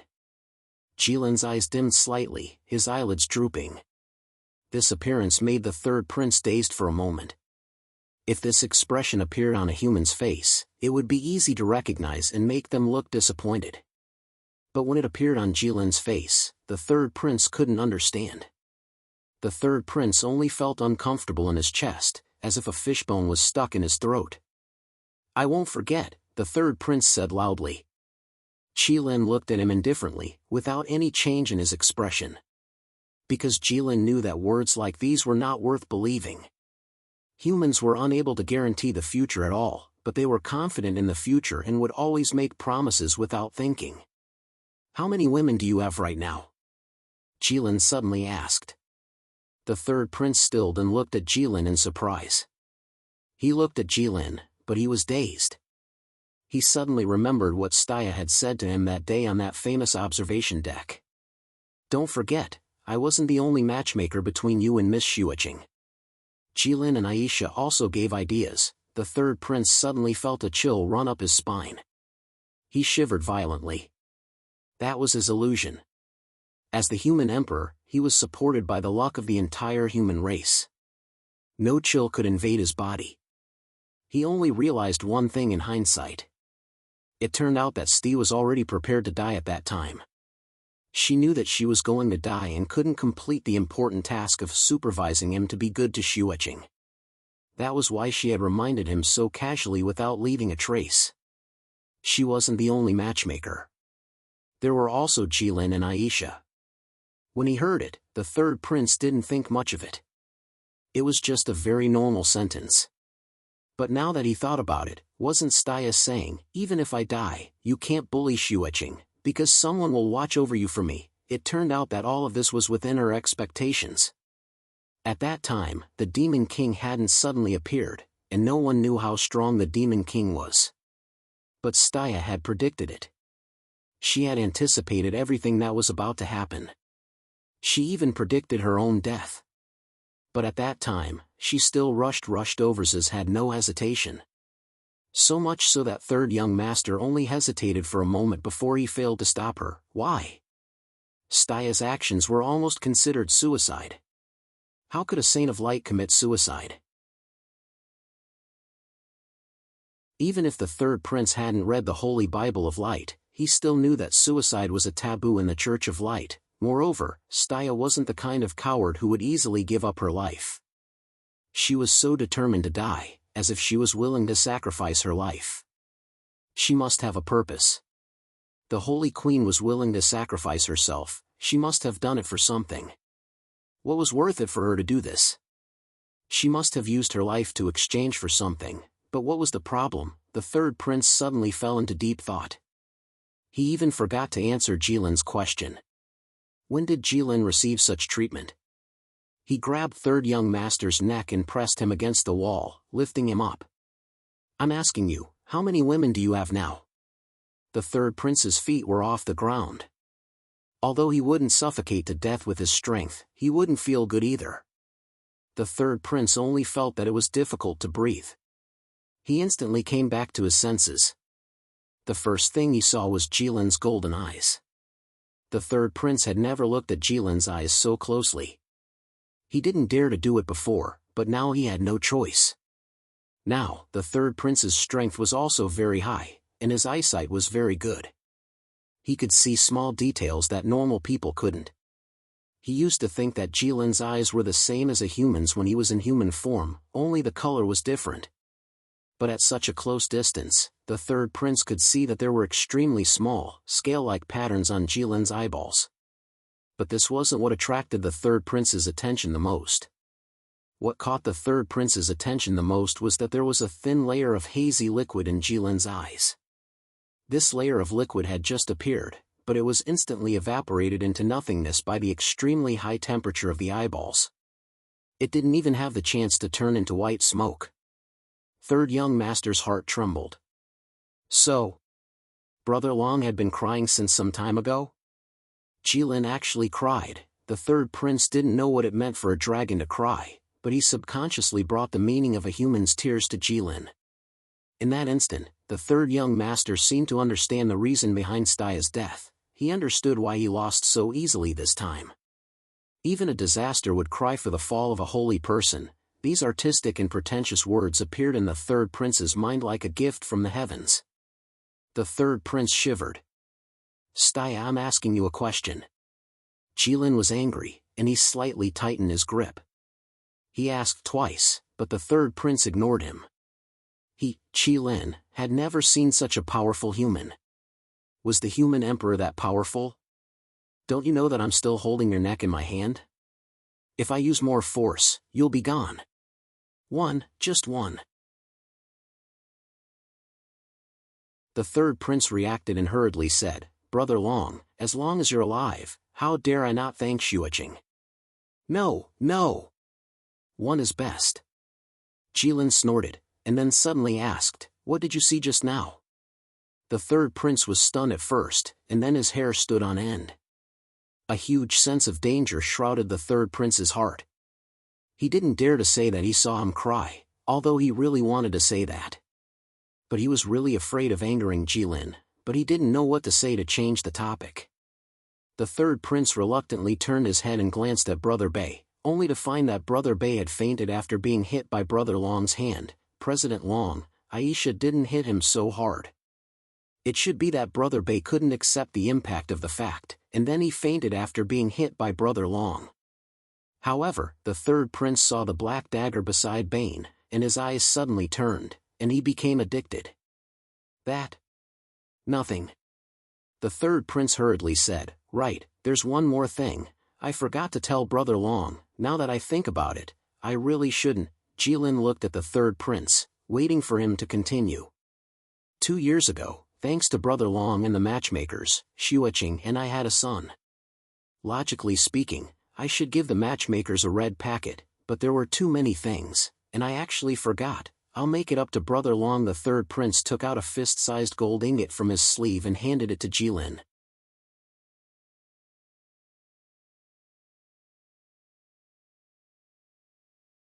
Chapter 408. Jilin put down the third prince and subconsciously took the ingot. You already have a child, yes? The third prince smiled. After humans get married, they should have children. Brother Long, why are you so surprised? What's his name? Li Wuyo. Who named him? Me? I'm not like my father, who has to ask the current prime minister for help to name his child. That's simple and straightforward. The third prince sighed in his heart, thinking that nothing was simple and straightforward in the royal family. This child will sit in my position in the future. If he has no worries, the Middle Empire will be prosperous and the people will be at peace. Jilin nodded. How do you know that he will sit in your position? Because he is my eldest prince, and the Empress gave birth to him. I remember that you call yourself the third prince. I will only have one prince. Why? Because Xueqing decided not to have another child after she gave birth to another daughter last year. You humans. Why don't you have children? Because it hurts too much. That's true. The third prince suddenly looked at Jilin with a smile as warm as the spring breeze. He elegantly extended his hand to Jilin. The third prince's intention was clear. Jilin narrowed his eyes and pretended that he didn't know. He put the ingot into his small world without a trace. What do you mean? Brother Long, what are you talking about? Third young master pretended to be very surprised. You and I have a very close relationship. We can be considered friends who have gone through life and death together. Plus, you're my matchmaker. With this kind of relationship, it's natural for my child to recognize you as his foster father in the Central Empire.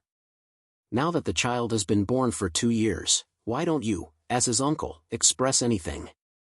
Didn't the Holy Virgin teach you? Jilin was stunned. Staia rarely taught him words like express that were full of Philistine taste. What do you mean by expression? The third prince was speechless. 2 years ago, my first prince, Li Wuyo, was born. It was a time of war, so we didn't do much. However, even though the Saint of Light was far away in the Saimai Empire at that time and was extremely busy, she still took time out of her busy schedule to have someone send a holy grimoire of light over as a congratulatory gift. Later on, Brother Bay also gave him a child toy that he made himself. He was very attentive. Even Lady Aisha, whose victory is unknown, sent a protective talisman over with a crow. The third prince looked at Jilin expectantly, but Jilin didn't bite at all. Although you've changed a lot, you're still as shameless as before. 2 years ago, you brought the entire human race to fight against me, and you even asked the elf queen to plot against me. It's not too much to say that we're mortal enemies. If you say that we're mortal friends, then there's no problem. Under such circumstances, why should I give you a gift? Brother Long, that's not right. The third prince shook his head exaggeratedly. His smug look made Jilin really want to punch him in the face. Adults' affairs have nothing to do with children. Even if we really become mortal enemies, Wuyo still has to call you uncle when he sees you, right? You have to give him what he deserves. You actually want to take something from me? I think you're crazy. Jilin finally gave up his act impatiently. It was always Jilin who took someone else's share. When had he ever taken anything from him? He had a golden mountain, but he didn't even pay for his meals. It was always Staya and Aisha who paid. Brother Long, Xueqing's memory of you is still fresh. The third prince sighed. You're so stingy now. If you see Xueqing or your child in the future, I can't imagine how you, the great red calamity, will raise your head. Jilin's face darkened, and it was as cold as the water in the cave. Jilin searched all over his body, and suddenly realized that he didn't have anything to give. Jilin thought for a moment, pulled out a strand of hair from his head, and held it in his hand. Then, he handed it to the third prince. When the third prince got the hair, the red hair had already become a few meters long. That was its original appearance. Originally, according to the dragon race's rules, I can't give you this, but the divinity in this hair has been completely refined by me. It's just a slightly sturdy ordinary object. It can't be considered a real dragon's hair, so there's no problem. The third prince was stunned. Jilin's gift was a little too big. The third prince didn't expect that he would get such a big surprise just to change the topic. This was the hair of the red calamity. Although it didn't have much divinity, it was just right. Otherwise, how could a human use a strand of hair that had an extremely high temperature, could cut iron like mud, and was extremely tough? Brother Long. How can I accept this? The third prince hurriedly took it and put it away carefully. Then, he looked up at Jilin. Brother Long, did you forget? I just said that I have a daughter. Jilin's face darkened. However, he was in a bad mood today, so he didn't want to be entangled with the third prince. He pulled out another strand of hair in a bad mood. What's the girl's name? Li Wuyu. What a good name. Of course. I'm leaving. Don't stop me. Jilin looked at the third prince and said, I'll tell you the location of Staya's tomb. I know that humans have a habit of worshipping the dead. The third prince was silent for a moment. He was still sitting on the ground. At this moment, he lowered his head in shame and didn't dare to look into Jilin's eyes. Brother Long, I'm sorry. This wasn't my intention, but when I really sat on the throne, I understood that sometimes people don't do things because they want to, but because their position forced them to do so. I'm sorry. Humans are intelligent creatures after all. Since you already know that you're burdened by your position, why don't you kick it away and enjoy yourself? Human life is so short. You should enjoy it while you can. You can't always force yourself to do things that you don't want to do. The third prince still had his head lowered. He didn't want to talk about this with Jilin. In the eyes of humans, the things that Jilin mentioned were called responsibilities and work. No one could kick them away. Jilin's heart was very heavy. He said this for the third prince, but he also said it for himself. Not doing things that you don't want to do sounded cool and free, but it wasn't that easy. Even Jilin was the same. Brother Long, I'm sorry. The third prince lowered his head again and said in a low voice. As the third prince finished, a group of white figures walked out from the darkness at both ends of the tunnel. The tunnel was very narrow, so there were a lot of them. They filled up the tunnel. There were even more people deep in the darkness. After the third prince lost, he chatted with Jilin about his family's affairs and asked for Jilin's gift for his child. In fact, it was all to stall for time. He was waiting. He was waiting for the people from the Church of Light to come. He wanted these people to leave Brother Long and Stia's coffin behind. He knew that no matter how many of these people there were, they were no match for Jilin. They couldn't stop him. As long as Jilin wanted to, he could completely ignore these people from the Church of Light and walk out normally. Anyone who stood in his way would be crushed to death. It wasn't that Jilin killed them, but that they were blocking Jilin's path, and Jilin didn't have to try to avoid them. They were like ants that stopped in the path of humans. In front of Jilin, these people were really like ants that couldn't be seen if he didn't pay attention. But the third prince didn't believe that today, when Stia had just died, Jilin could be so cruel as to carry Stia's coffin and kill the people from the Church of Light.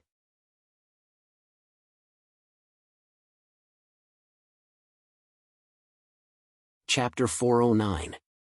Jilin looked to the left, then to the right, TSK. Jilin clicked his tongue and let out a heavy sigh. As if he saw something troublesome, he couldn't muster up any strength. Okay. Jilin lowered his head and looked at the third prince. His eyes became very playful. Although I knew you weren't a gentleman at the beginning, I didn't expect you to play so dirty now. Is it because of that throne? Maybe. The third prince didn't deny it, because in his heart, he knew that this method was too despicable.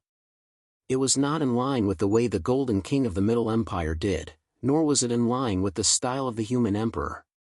Even those who had read 2 or 3 books wouldn't be able to do such a thing, but this was what the emperor did.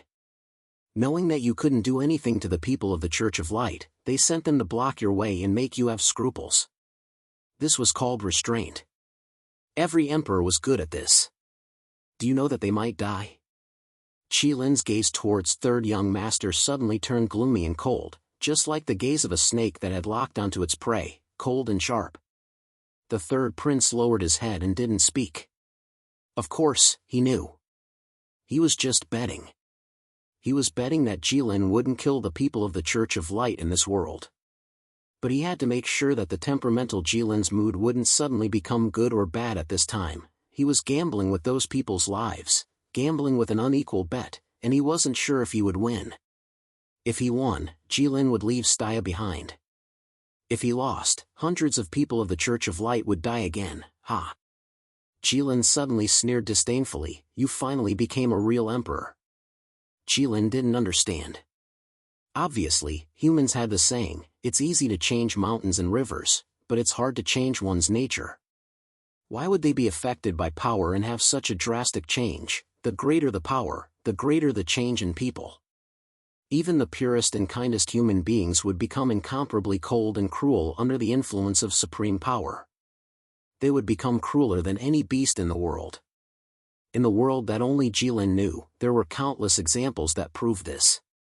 The kind old man, Ji Chang, who was originally known for his benevolence and love for his people, suddenly became arrogant when he decided to rebel.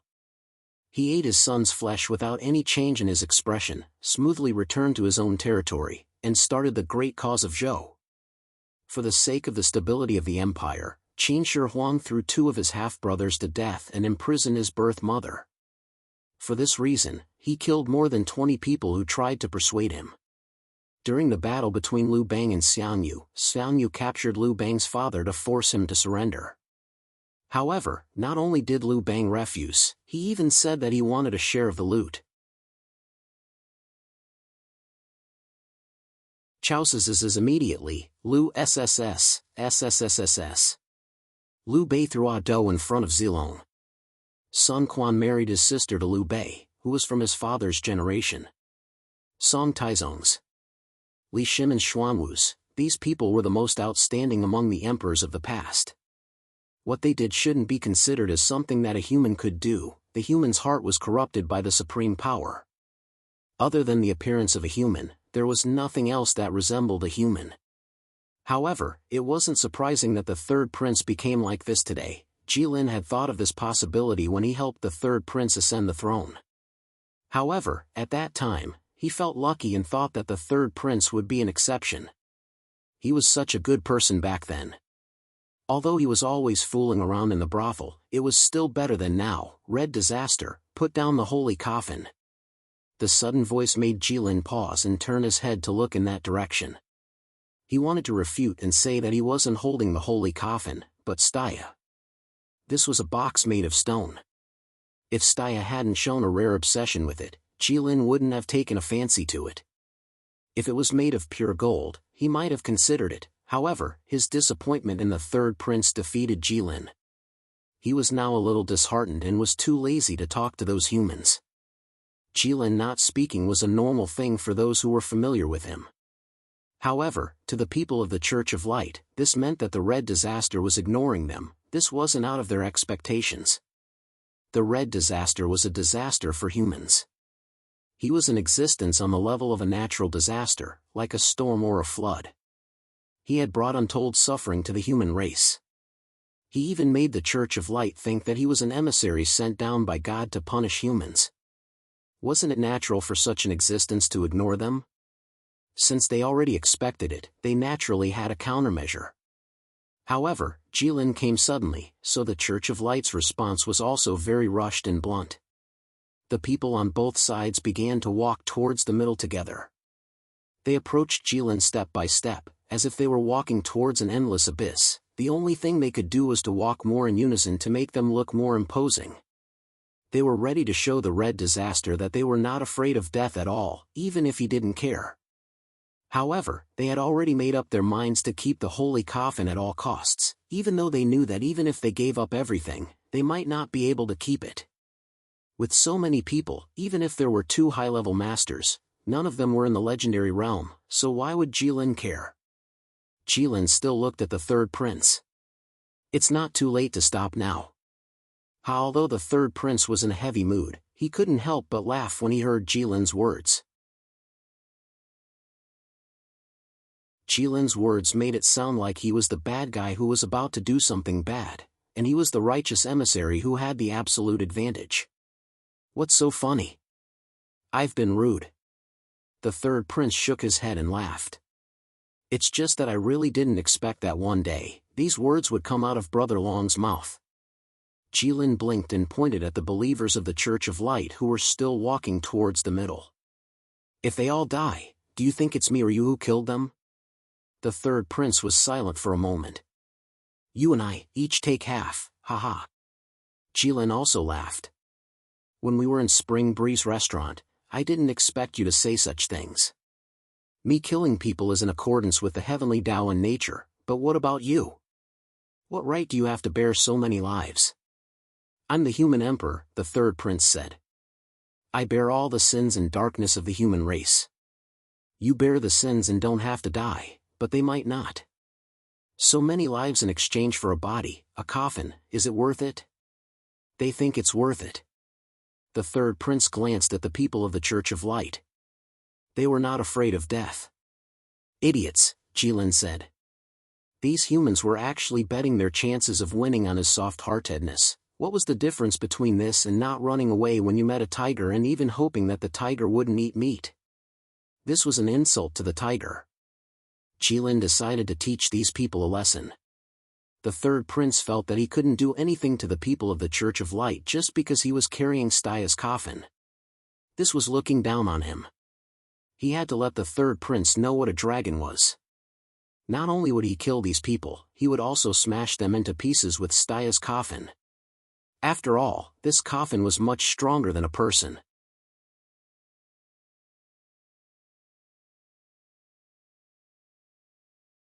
Chapter 410. Jilin looked at the humans in white with disdain. He felt as if there was a fire burning in his heart. Although he was always like this feeling was especially obvious at this moment. He felt that he was being looked down upon by these ants. These people were threatening him with their lives. This caused a wave of rage to arise in Jilin's heart, and he was furious in his heart. Jilin grabbed a corner of the coffin and lifted it up with one hand. This was definitely not an easy position to grab for the coffin, but it didn't matter to Jilin. He could grab it tightly. He could even lift it up and throw it out. Jilin looked at the tunnel. He had never been so satisfied with a human's narrow building. He had already calculated in his mind that if he threw the coffin along the tunnel, the flying coffin would become a huge meteor hammer without chains. From the weight of the coffin and the fragility of the humans, it should be able to open up a bloody path among the humans. It would be a real death if it hit the coffin, and a wound if it grazed the coffin. It was not inferior to the monkey's iron rod. He first threw it to the left. When the coffin hit the wall, he walked to the other side and threw it behind him. After 2 rounds, it should be enough. Jilin raised the coffin and was about to throw it. The tragedy of blood splattering everywhere was about to happen, but Jilin's arm suddenly stopped. He held it up. That was because Crimson Unicorn suddenly felt a chill coming from his palm, and the source was Staya's coffin. Jilin was shocked. How could a fire dragon like him feel such a weak chill? How cold could a stone be? Besides, he had been holding it for so long. It should have warmed up. Could it be Staya's spirit in heaven? Although Jilin's heart was full of doubts, he knew that it was his psychological effect, but he didn't want to admit it. He would rather admit that there was something wrong with his brain than admit that he suddenly had such a human-like way of thinking. To Jilin, the first was like a harmless minor illness, and the second was like an incurable disease that was difficult to speak of. It was fine if his brain was damaged. What kind of illness could the dragon race not cure? However, it would be a huge problem if their minds were corrupted by humans. It would be too embarrassing. For humans or any other creatures, avoiding the important and dwelling on the trivial was almost always the first choice. Jilin was the same. Jilin solemnly pondered for a good while, thinking that he had almost forgotten something. If the coffin was thrown out like this, wouldn't the Staya inside be scattered all over the place? That won't do. It turned out that his instincts were reminding him of this matter, and not that he had some human-like incurable disease. His objective judgment was affected by his subjective consciousness. This was not something a high-level creature like him should do. With this judgment, Jilin let out a long sigh of relief and gently put Staya's coffin on the ground. The third prince was stunned. Such a beautiful situation was not within his expectations. In his mind, at least a dozen people should have died. You are soft-hearted after all. The third prince looked at Jilin and said with certainty. Although he didn't expect this situation, he still pretended that everything was as expected. No. Jilin shook his head. I just suddenly thought that it would be easy to hurt Staya this way. The third prince smiled silently and didn't say anything. In his opinion, this was Jilin's stubbornness. He couldn't do it, but he didn't want to admit it. He felt that he had already won. Jilin couldn't take Staya's coffin away today. Jilin carefully looked at his palm and recalled the coldness he felt just now. After confirming that there was nothing wrong with him, he was slightly relieved. Jilin looked at the people in white on both sides. He didn't want to do it himself anymore, because the feeling of being unreasonable was too terrible. Brother Long, why force yourself? The third prince said. Heh. Jilin knew what this guy meant, but Jilin really wanted to ask him, aren't you underestimating me too much? In order to stop him, the third prince called hundreds of people from the Church of Light to stop him in a suicidal way. He thought that this would make him hesitate. Although Jilin didn't want to admit it, in fact, this move did have some effect. However, the third prince forgot a very important point. He was the human emperor. He could call people. However, Scarlet Unicorn was no longer the Red Calamity that could only fight alone. He was now the Red Dragon God of the Red Dragon sect, the Lord of the elemental creatures, the Beast King of the Beast race, and the God of the Sea race. The forces under his command forcibly took half of the world from the hands of the humans. In terms of the size of his forces and the number of his subordinates, Jilin didn't lose to the third prince. Since the third prince could call people, Jilin naturally could too. Flay. Boom. Jilin called out softly. The top of the stone path above his head shattered with a loud bang. Flay, the former legendary expert of the human race, the world's strongest fire magician, descended from the sky with flames all over her body. She stood beside Jilin and the third prince. Flay lowered her head and said respectfully, "My God." As the leader of the Red Dragon sect, from the moment she learned that Jilin had come to Wind Moon City, she came close to Jilin so that she could reach him at any time. However, Jilin didn't summon her, so she didn't appear. Flay. The third prince's expression immediately became gloomy. He didn't expect that Jilin would actually lower himself to ask a human to help him. He originally thought that with Jilin's pride, he wouldn't do such a thing. Flay, you were originally a human legend. The third prince gritted his teeth and said, "Do you really want the Saintess coffin to be left outside?" Saintess, legend, they're just empty titles. Flay shrugged. Her indifferent attitude was very obvious. In the end, it's just a corpse and a few stones. Even if it's left outside, how can it be considered a loss? Legend was just empty titles. Flay's words sounded pretentious and extremely annoying. However, Flay clearly had the qualifications to say such words. However, even though what she said wasn't wrong and was true, it was also very unpleasant to hear. It was so unpleasant that Jilin couldn't help but frown. He also thought the same, but he didn't say it out loud. It was because he didn't want to admit that Staya was already a corpse. In the end, he didn't expect that Flay, who he had personally called out, would say it out loud. The fact that Staya was already dead was like a sharp knife that was flickering with white light. Previously, it had been covered by a thin piece of cloth. The third prince, Jilin, and Bane all had a tacit understanding and didn't reveal it. It was as if as long as they didn't say it out loud and didn't admit it, Staya might walk out of the coffin. Until Flay arrived. She wasn't familiar with Staya, so she didn't have that kind of tacit understanding. She recklessly opened the paper window and removed the thin piece of cloth on the knife. The extremely sharp edge of the knife was exposed in the air. It was completely unobstructed. In an instant, the light of the knife shone in all directions. Even Jilin was almost injured by it. No. Perhaps she was already injured.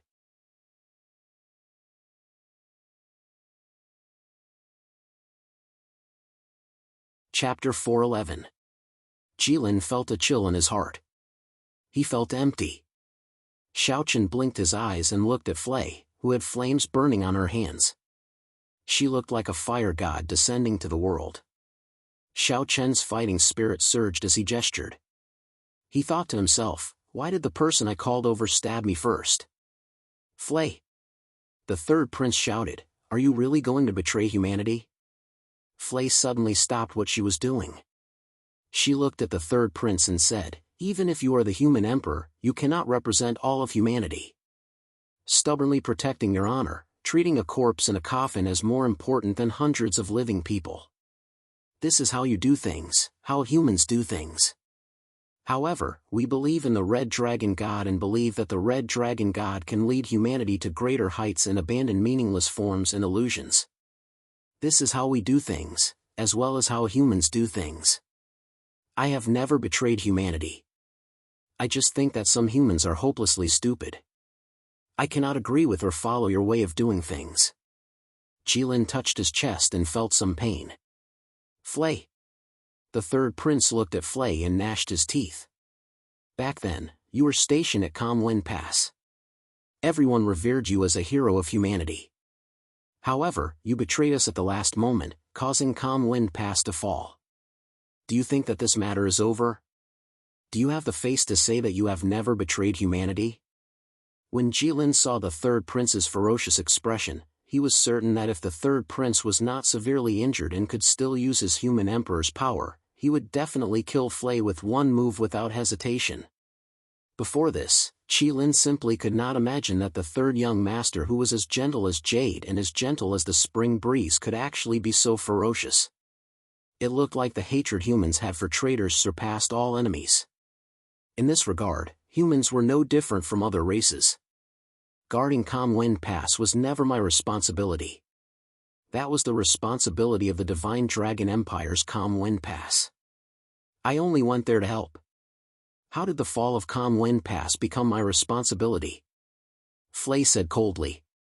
Furthermore, it is precisely because I did something outside of my responsibilities that people gave me the title of a hero. Isn't that right? What's more, where did that come from? Although I had left the human camp at that time, I had never attacked Calm Wind Pass. From the moment the Red Dragon God descended, Calm Wind Pass no longer had any meaning to defend. They should join me and join the Red Dragon God. Jilin nodded silently, feeling that this person had finally said something that suited him. Flay, the human race once bestowed upon you the highest honor. The humans even worshipped you as a god. That's the result of my hard work and cultivation. What people worship is not me, but my legendary realm. That is the blind worship of humans for the strong. That's why I said that glory and reputation are all false. Then I'd like to ask. If this is a fabrication, then what can Brother Long give you that is real? Jilin also looked at Flay. He also wanted to know the answer to this question. The Red Dragon God can guide me further on the path of fire, Flay said. For a moment, the legendary champion's eyes became hazy, as if covered by a thin layer of mist. Under the mist, there was a radiance full of longing, and a beautiful world that could not be seen clearly, as if it had been reborn. Jilin looked at Flay's back and thought that there was no problem with this. The third prince saw Flay's gaze and thought that this woman seemed to have gone crazy. You only want to improve your realm. That's all? That's all. For your own benefits, you don't hesitate to help the evildoer and go against your own race. You are extremely shameless. The third prince didn't really learn how to curse others. Moreover, his status was extraordinary. Even when he was hanging around in Spring Wind Restaurant, others knew to avoid him when they spoke vulgar words. They didn't want to sully the ears of the Empire's princes and offend the nobles. Now, the third prince wanted to curse out loud. However, after racking his brains for a long time and using all that he had learned, he only managed to force out such a superficial sentence. Even Jilin felt that it was too horrible to look at. Flay felt that it was funny. I helped the evildoer. From what I know, didn't you also rely on the Red Dragon God's help to ascend to the throne of the Middle Empire? What right do you have to criticize me? As for being shameless, isn't this your family's inheritance? The Middle Empire's royal family has always been benevolent and respectful. How many of them can ascend to the throne peacefully? Even though their morals have declined to this extent, they still ruled the Middle Empire for thousands of years. Can the Li family's people still call others shameless? Jilin looked at the third prince sympathetically. He thought that the moment he decided to curse others, he had already lost. That wasn't something he was good at.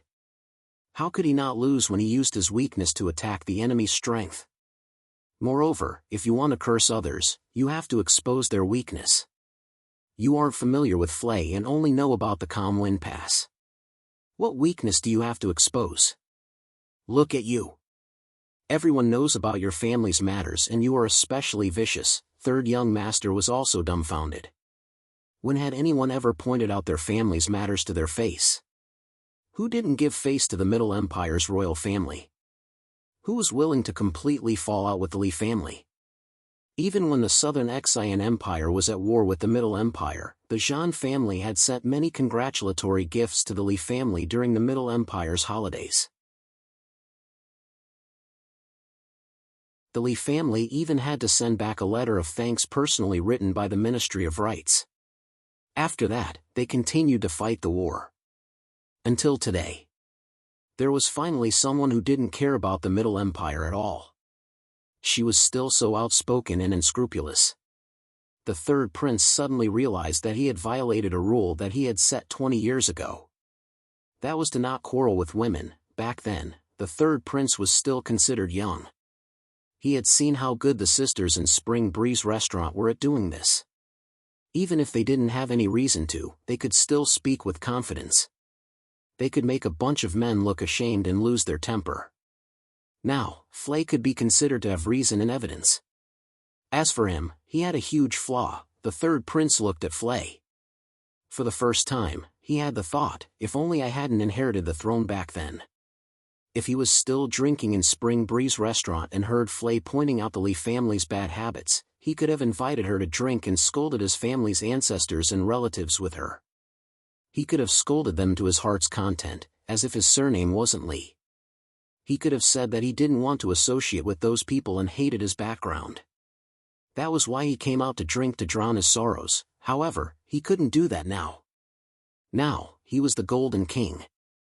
Everything in the Lee family belonged to him. He was the Lee family. Now, as the third prince of the Lee family, he could only be speechless when faced with Flay's accusations. "Why aren't you all leaving?" Flay looked at the Church of Light's believers on the side of the road. The Church of Light's believers, who had been standing there since an unknown time and didn't move forward, also remained silent. No one paid attention to Flay's words. Similarly, no one moved in the slightest. It was as if they had suddenly died together. It was as if they had suddenly turned into a real stone wall. This kind of silence was different from the third prince's silence. The third prince's silence meant that he had given up. Their silence also meant that they persisted and wouldn't change even if they died. Flay sighed in her heart. She thought that people with firm beliefs were the most troublesome. However, she suddenly forgot that she was also a member of the church. In the eyes of the people on the third prince's side, she was also troublesome. You're tuning into the Mythic Realms YouTube channel. Don't forget to subscribe and join us on this journey to catch the most captivating stories.